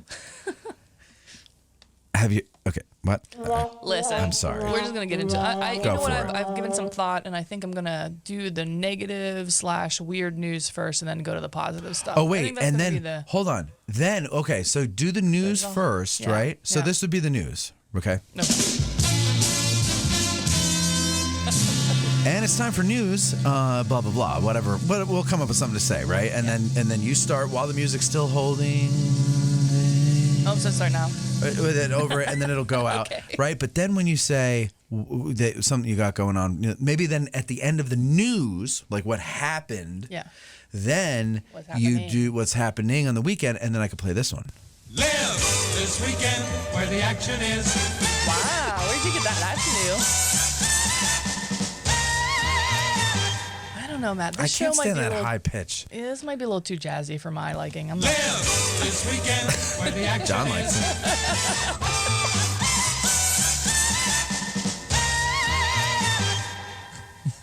All right, let's get to the news. So this is an interesting one. All right, let me know when you get to the weekend.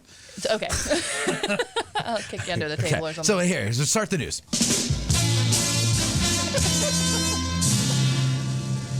The news Okay. So with Veronica Brzezinski, Esquire.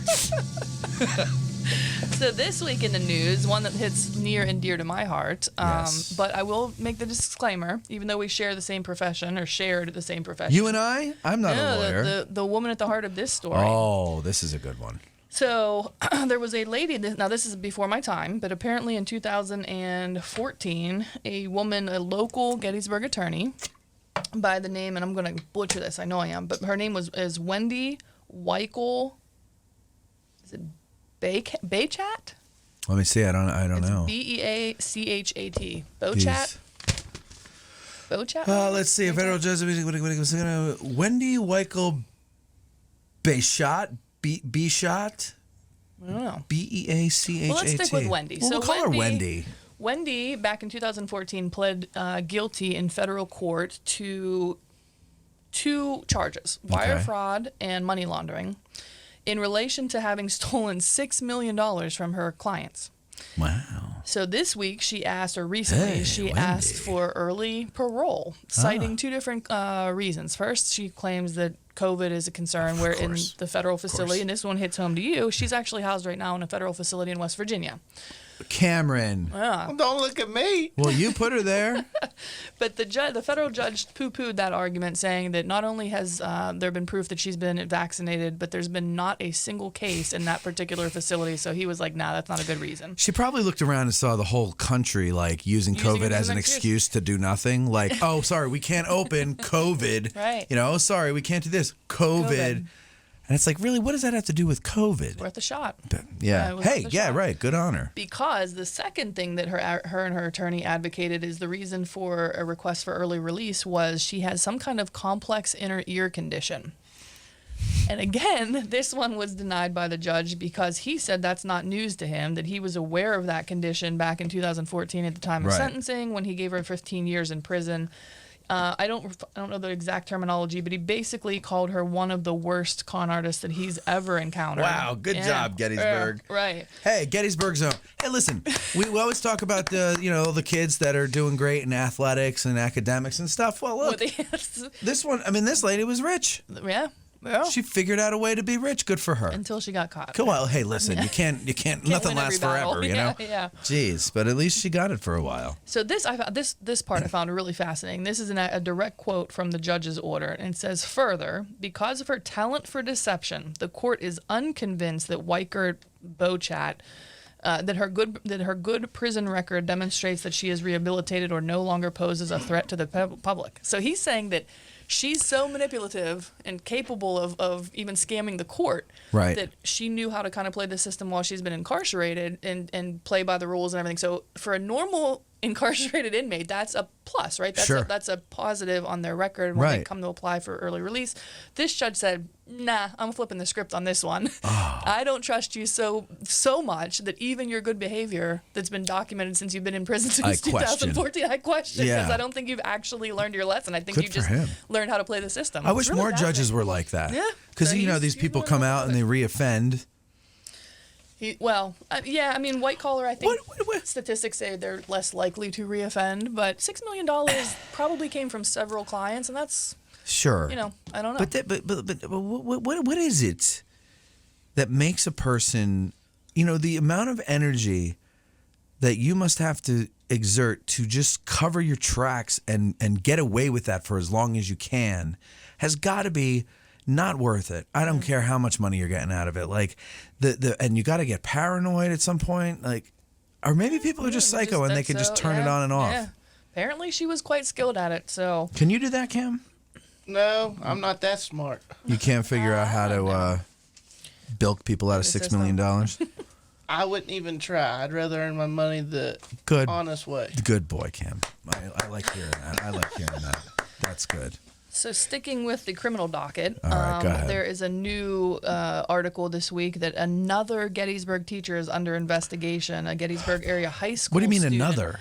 So back in December, there was a elementary school teacher from the Littlestown school district, actually in the Gettysburg school district, but lives in Littlestown, that actually was charged with sex-related offenses on a minor. Oh, I remember that story. Yeah. This particular investigation, and for clarity, it's only an investigation right now, but there are accusations against an unidentified male high school teacher who allegedly showed or sent naked pictures to at least one high school student. The kicker on this one, though, is where the pictures were allegedly taken. Apparently, by the background, investigators were able to determine the pictures were taken in the men's locker room at the YWCA. The YWCA administrations the administrators are cooperating with the investigation. The school district placed him on leave. So this is why I can't join the gym again. I don't want to be around that. People taking wiener shots in the locker room. I mean, think about the mindset for that, right? Like, I'm going to send a dick pic of... Hey, watch your mouth. That's what they call it. Right. So I'm going to send a naked picture of myself to a student of mine. Yeah. How do you not know? And I'm going to think about doing that while I'm at the YWCA. Not just like privately when I'm at my house. Not that that's any better, right? But like maybe I'm bored. I'm sitting around having a beer. Think it's a good idea. No, this dude's at the YWCA locker room. He's like, I know what I'm going to do. Like, I know what I have an urge to do. Right? You're a special kind of schmuck to do it that way for some reason. Yeah, I just don't understand how in this day and age you can think that you can get away with that. Look, as a defense attorney, this stuff pulls my I want to pull out my hair. How do you defending it? Like there's an electronic record. You don't think that that's going to be, even if the kid's into it, right? Say hypothetically, this is always an argument. the young, say hypothetically a lady, she's flirting with the teacher gets a little out of control. Things might even go along for a little while. Okay. But then maybe teacher comes to his senses and tries to shut it off. What do you think that girl's doing? She's gonna not rat gonna him delete out. the picture and be like, okay, she's gonna be No. like, I was rejected. He doesn't like me. He's cheating on me. He's whatever. I'm bringing him down. Yeah. And then it's right there. Like it's just. Yeah. I mean, it's one step below confessing. But what did they? Yeah, like, but what? Exactly. How do you defend that? How would you? I'm not going to comment on that. Oh, you can't comment on I'm it? not, because that's. I'm just saying generically these kinds of cases, right, where there's electronic I'm evidence. just saying in a generic sense. Like someone sends a wiener picture to a student. How can you defend that? I don't mean morally or ethically. I mean, like, how do you defend that? Well, I get, every situation is going to be different, no matter, what the circumstances are. I mean, I guess. Let's say he knew, obviously, that she's a minor, she's a student. He knows. It's not that there's no way he can't know. Maybe she's not in his class. Maybe who knows? I don't know, right? You don't know the circumstances, but every situation is a little bit different. Arguments are always made that somebody else had access to an electronic device. Maybe the picture was on his device and he never sent it to her directly. Somebody else was mad at him and sent it. Like, I mean, it could be. You got to get a little bit creative sometimes. Okay, but your client normally has to give you at least a little bit of a, like hey, this is what happened. Right. Yeah. Man, that's. I think this one will trump that, though. This is, I don't know, South Central PA, what is going on here. Really? But a 21-year-old from New Oxford, Milo Latour, is being held at the Adams County Prison in lieu of $15,000 cash bail for felony and misdemeanor-related cruelty to animal charges. It stemmed when police... Yeah. Was that you? That was Homer. That was Homer Simpson. Apparently there was some reason why police went out to the location of where the family lives, and when they went out there, they found a deceased kitten. Upon further investigation, quote, there appeared to be a clean cut to the rear of the cat's body with the intestines exposed. Oh. It appeared consistent with having been killed by a sword that Latour had. Right? And it was a family member's kitten. Why the hell? Like, what? I don't know. What would you do? Eric, stop that. I don't Why would he know, laugh at that? He doesn't like cats. I mean, I'm not particularly a cat fan, but kittens are cute and cuddly and fuzzy. Why would you do that? Yeah. And hasn't he seen that documentary, Don't F with Cats? Oh, yeah. Have you seen that one? I have, yeah. Yeah. They're going to find him. They found him. He's in the jail right now. Oh, I got a better one. All right, go. Just go ahead. No, actually, this past Friday, I found out people was remembering the day the guy went crazy with a bulldozer out west. Oh. What is it called? The Killdozer. The Killdozer, that's right. Killdozer. Yes. What's the name of that documentary? There was one about him. Tread. That's right. Very good, Cam. Very good. They actually made little models for people to put in their dioramas of the dozer. Yeah. Wow. Not available at Gettysburg Miniature Soldiers.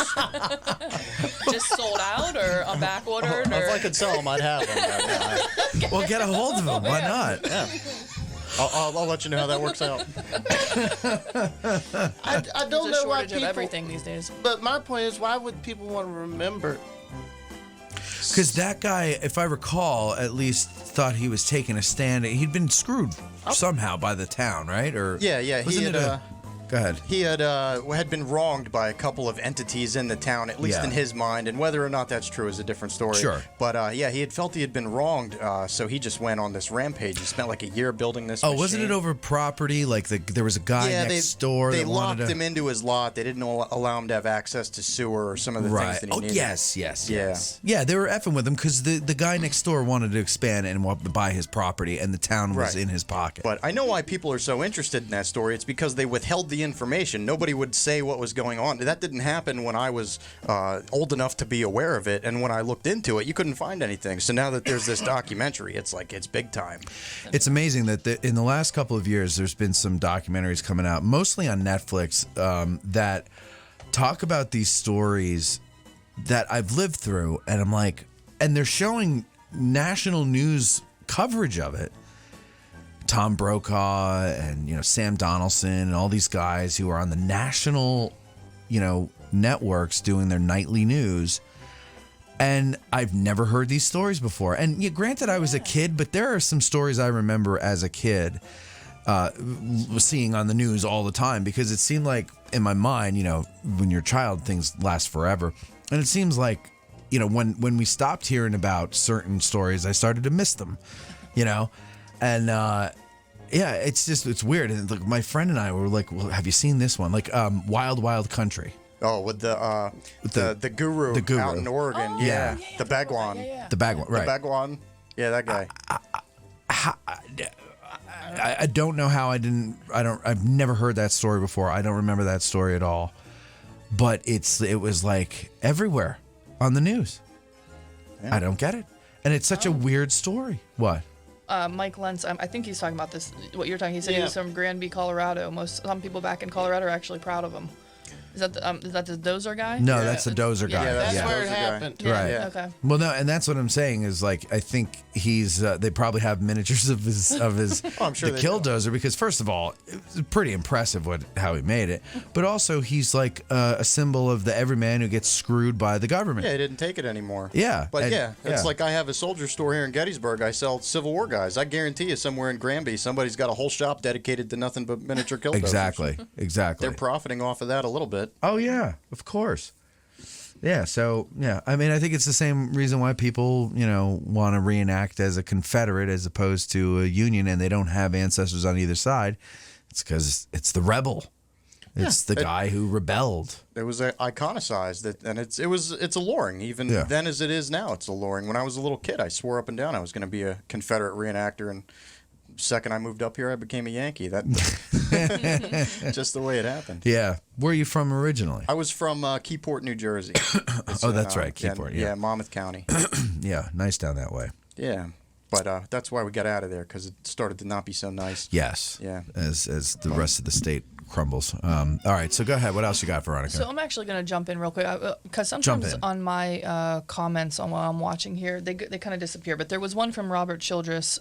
He says, I want to visit the George Spangler Farm tomorrow, but it says I need a GNP ticket. When I go to that link, it says I can purchase a ticket for $0. What's up with that? Robert, are you a member of the Gettysburg Foundation? Because I know you get tickets for free that way. Otherwise, I'm not exactly sure what you're referring to, but I have heard from good resources at the foundation that if you do go to the Spangler Farm and you either forget your ticket or you go there first prior to the cyclorama and things like that, you're not going to be turned away. So I think you'll be fine as long as you go within the actual hours that they're operating.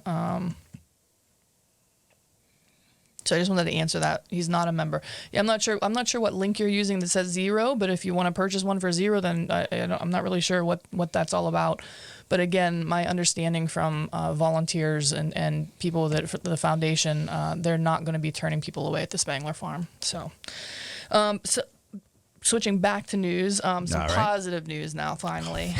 So, you and I last week went to, and with Eric and Katie, and we went to the Pride Festival down in the square last Saturday, and there is an article that, they had such a good turnout that they're actually working through some growing pains.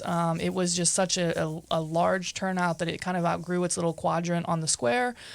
Organizer Chad Ellen Carr is basically saying that he's hoping for something similar to a partial shutdown, that they do something for like that long dinner table event or the salsa night or the Christmas square on the square kind of thing for next year, because he cited the fact that every single year since it started in 2017, the event has grown exponentially. Originally in 2017, Pride was more of like almost kind of like a little bar hop with a handful of people. Okay. He thinks upwards of 900 people specifically came on Saturday for the events right around the square. So how much? 900? Yeah. Wow. Yeah. Well, I mean, throughout the day, they were there from 10 to 5. And yeah. A lot of the events were centered. How do you over estimate towards, like, that when it's kind of just like open like that? I don't know. Different places were giving out freebies and things like that. Maybe they were kind of counting by. I mean, who knows? Gotcha. Who knows? Yeah. But the upshot of that is there were 63 local businesses that actually contributed to sponsoring the event. I mean, I think that shows that the event has progressed and Well, they're looking to make it even bigger next year. Eric So and that's I some were good talking news. about maybe sponsoring it next year because we didn't know that they had sponsors until after it was done, or it was either after it was over or right before it happened, and we're like, it was too late to do it. Oh, yeah. But we're like, we should sponsor that, and get more eyes on us, the better. Sure, You know? absolutely. No, we had Ross on for the Thaddeus Stevens Society. He said that was one of the best receptions he's gotten at some kind of Yeah, like, they're community. Very welcoming and everything. and Speaking of curious. Ross, you want to hear some clips that I pulled of Ross last I wondered time? if you're going to do that. Okay, so we got this one. You guys suck. Okay. You're assholes. You're not funny. How does Valerie put up with you? And your stupid sound effects. Stop! Stop! Stop! Shut up! That's my Wow, favorite that one. one, yeah. Wow. Shut up! Right? That was that guy that was in here with y'all Monday. Yeah, yeah. Yeah, Ross. All right. Shut up! I hate you guys! Please stop ruining history! Look at a fish. For those of you that don't recall or weren't here on Yeah. Monday, Matt shared a negative email from a supposed listener, viewer, whatever, and Ross put a dramatic flair on the reading of that of that email. So he really got into it. Put a little bit of a personality to the written word there. All right, go ahead. What else? What other news you So have last there? thing, just another positive thing. I didn't realize. So this might just show my ignorance of what previous years have been. You're for the ignorant. July. My ignorance. I didn't realize Gettysburg College was the sponsor of the fireworks and like the 4th of July events in years previous. But apparently this article suggests that it was only upon the Gettysburg College making the decision this year to not have a community event that four other local organizations did pull together, and there is Good. officially going to be a community event. Those organizations include the Rotary Club, Destination Gettysburg, Gettysburg Area Recreational Authority, and with a little bit of help from the area fire department, Gettysburg Area Fire Department, which is going to help with parking over at the rec area. They're going to be hosting from 5 p.m. until 10 p.m. on July 4th, the annual Gettysburg 4th. And it's going to be food trucks. I think they said 10 food trucks. There's going to be music, live classic rock band, and then fireworks are going to be at 9:20. So I didn't realize. I didn't either. realize I thought that was the town that did that. Yeah. I thought that. But wait a second. So it's but they shoot them off at the rec park, right? I've seen two separate things here. I've seen the college do their own thing, and I've seen the rec park, because they usually have the firemen's carnival that coincides Correct. with them. Correct. So let me- right. maybe And I'm then the mis- college maybe I'm is up misreading by this. Oak Hill, because that's where they shoot off over the whatever fields, Yeah, the back athletic behind their fields or football whatever. stadium or Yeah. whatever. And then the rec park does one too, but and it all blurs together with me. I just Yeah. start, I hear Yeah, explosions and I go and I Who look. isn't Yeah, excited? right. This possibly might mean that. So Jake Schindel. Schindel. Is it really? Yes. Oh, I'm Yes. sorry. Jake Schindel, who's actually on the council and also on the board for the GARA, said that this particular group of local organizations came together when Gettysburg College decided not to host a community gathering this year. Yeah. So maybe that's what they're saying, that they have the food trucks and everything now at the rec center. They're going to charge for parking just to get some money towards Sure, the sure. event. But if you pay for with cash, it's a $1 discount, so it's $5 for parking. There Otherwise, you if go. Easy you- to make change. Apparently, they're going to be taking like credit cards or debit or whatever. really? Apparently, because it says $6 unless you pay with cash. So Or, it's well, maybe $5. they meant $6 in gold or $5 in cash. Bitcoin or something like that. Yeah. Right. I don't know. But, Everybody's got a square machine in their cell phone. Yeah, they do. Honestly. Well, that's So it's that's good. good. Yeah, At good least they're news. having them. I'm glad they're having them. Yeah. I wonder if the college not doing it is part of the Great Reset and they're a Chinese asset now, or what's that about? I don't know. Well, I mean, in fairness, I would think that COVID kind of hit a lot of COVID again. Here we go. It's higher COVID again. learning think they lost- institutions and things like that. But I don't know. I don't think they lost much money in tuition. Yeah, I don't know how that worked. I mean, I don't know. I really don't know what they were doing because I didn't. Yeah, they follow weren't it, giving refunds when they would. Oh no. I have friends that went there. That's one of the most expensive colleges. It's like 70 grand, isn't it? Yeah, it's stupid expensive. Yeah, all colleges are stupid expensive because they make stupid kids. They do. I'm sorry. I mean, you talk to I know I sound like an old man. You do. But you talk to these people, and there's nothing in their head. They don't know how to think. It's not they don't know what to think. It's that they don't know how to think. I am personally very leery of the Gettysburg College. Nothing against Why? them. Well, I see all year you saw the kids walking around with masks outside, and I thought you're outside. But they have to stick to their standard and their rules. And if they're even off campus, they can get kicked out. They weren't supposed to leave a 5-mile radius. Yeah, it was silly. And prison camp. As a person, I would say, you know what, I'm capable of making my own decisions. I don't need you to babysit me for the amount of money I've paid. Yeah, but you're an old-fashioned American. The new ones are not citizens; they are subjects, and that's what they're churning out there. I'm going to go to bat for the college here, right? Because they don't have. I'm not just talking about the you college in particular. As an individual student to worry about. They have the whole population, right? So if one student goes out and thumbs his or her nose and goes like at the bar and they're making out with people and they're doing all this and then they're bringing it back to an enclosed campus where everybody else is following the rules and then there's a big outbreak. They were doing it anyway. Well, okay, on but campus. At least the college can claim some kind of effort of trying to. The rest of the world does that, and then when they go into a more public setting like a classroom, then they put their mask on and everybody's vindicated with that. Yeah, I don't know. And it's funny because now you read all these emails that Fauci was going back and forth saying that there's no benefit to him unless you're in a hospital. So it was all a bunch of arguing and hating each other for nothing. Pisses me off. I hate hating people and getting yelled at. Yeah. Well, then don't do it. I don't. But people yelled at me because I was like, I'm not buying this. And people are like, well, you're an asshole. You don't believe science. And it was a big thing for me at the store. Was right. Well, what? I said it was a big thing for me at my store because I had to be leery of, do I need a mask all the time? Because I prefer not to wear one personally, even through the whole everybody needs a mask thing.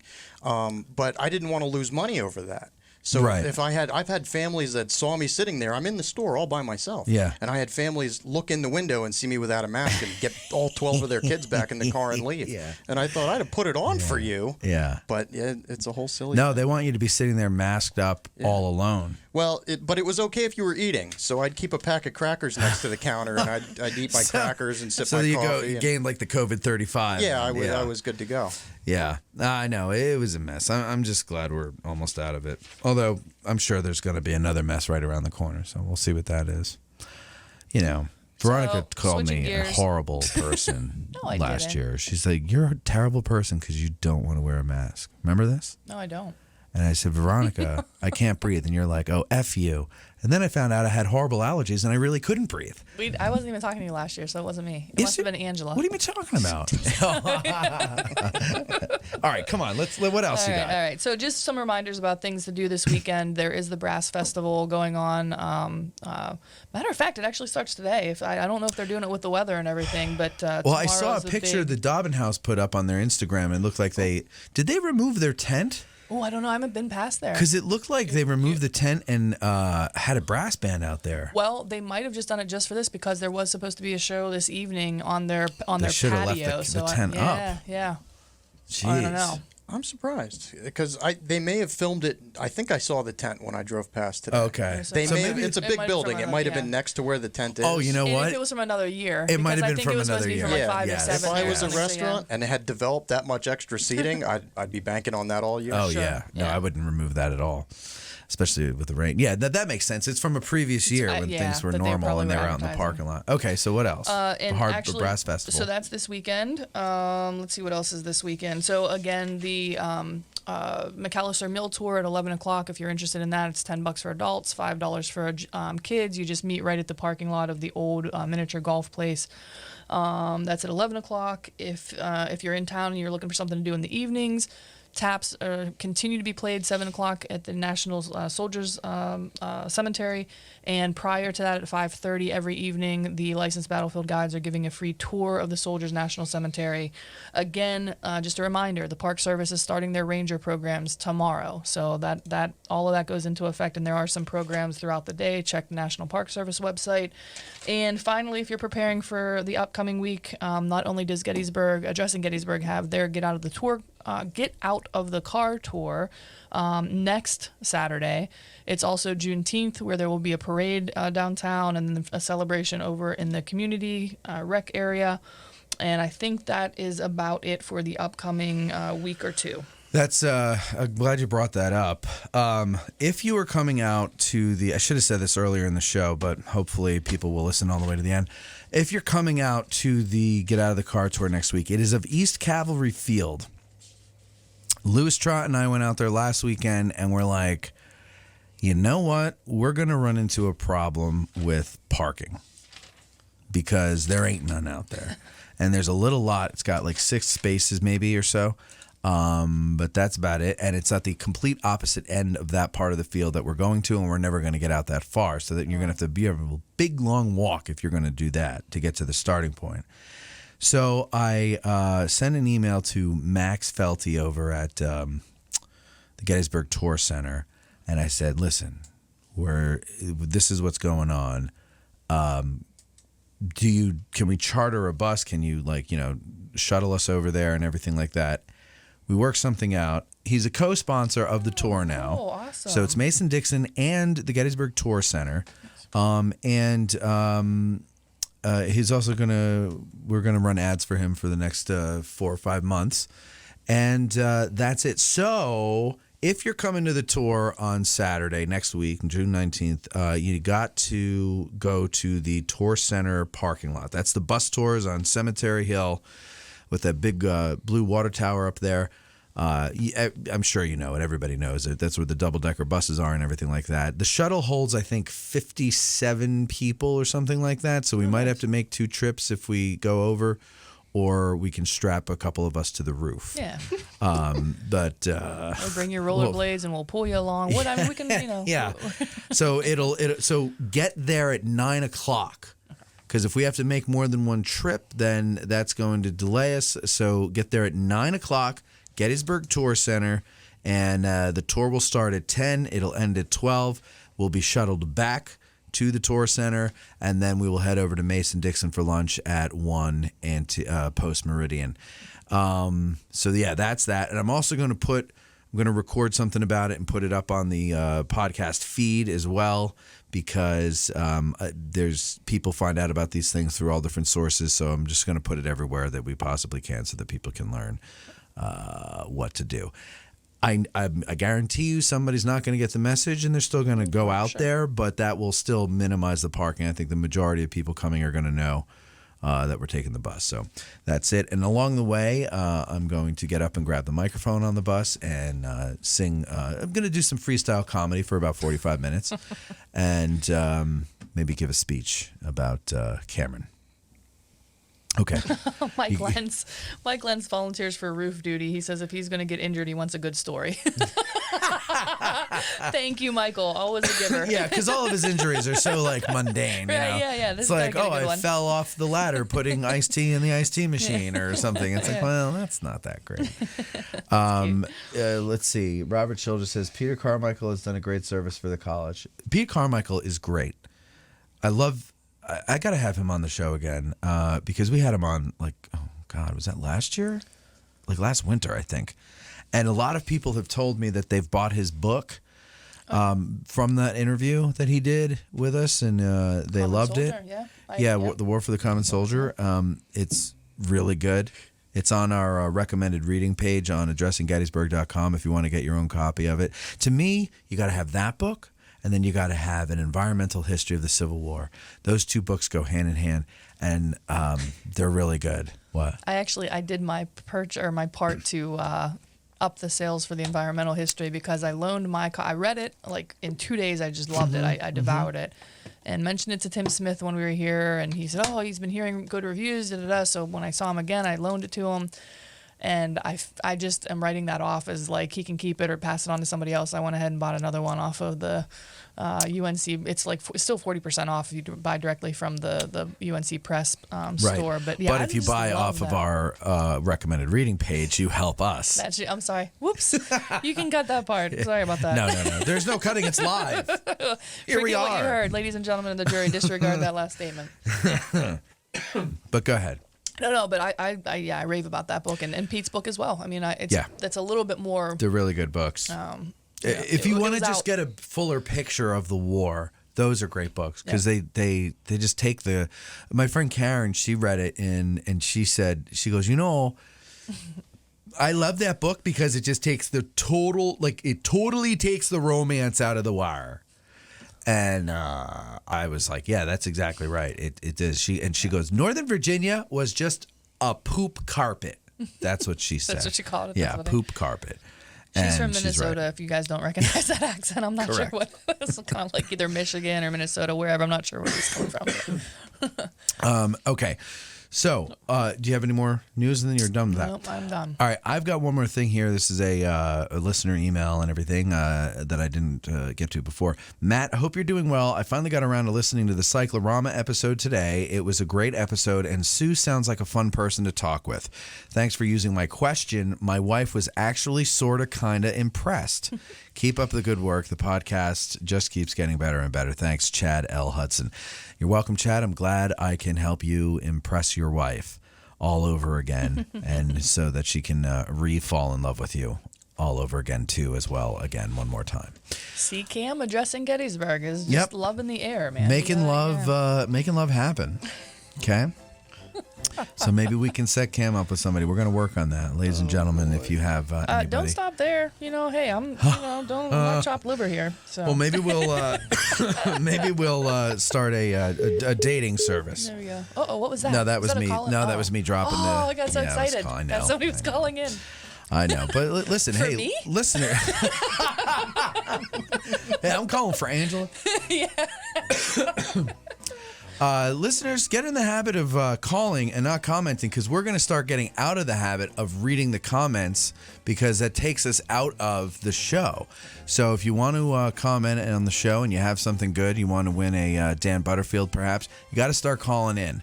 I know you're probably watching it on your phone, but you can actually listen to the show as it's happening while you're on hold. So you're not missing out on anything, so you can keep up with the conversation. In fact, you'll be a little bit ahead of the conversation because there's a delay on Facebook, all that other jazz. So you're actually hearing the show actually live. But yeah, start getting in the habit of that, because we're going to start not reading the comments as much. We'll still get to comments, but we won't read as much. What am I going to do? You're going to have to pay attention to me. Oh, no. All right. Well, that's it. Cam, thank you for coming on, telling us about Philippi and all that.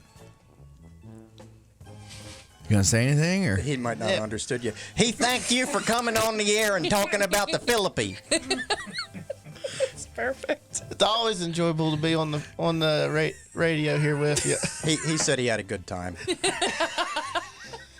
And thank you, John, for coming to the rescue and translating. You're very welcome. I appreciate you having me on your show here for what a little commentary I was worth. That was a lot of fun. I'm glad you called in and did that. And you know what, ladies and gentlemen, that's what we like to do here, is just let you come on in and we get a good show out of you. Give your business a plug one more time. Oh, it's Gettysburg Miniature Soldiers. I'm at 200 Steinway Avenue. It's a family business, and I sell military miniatures and models.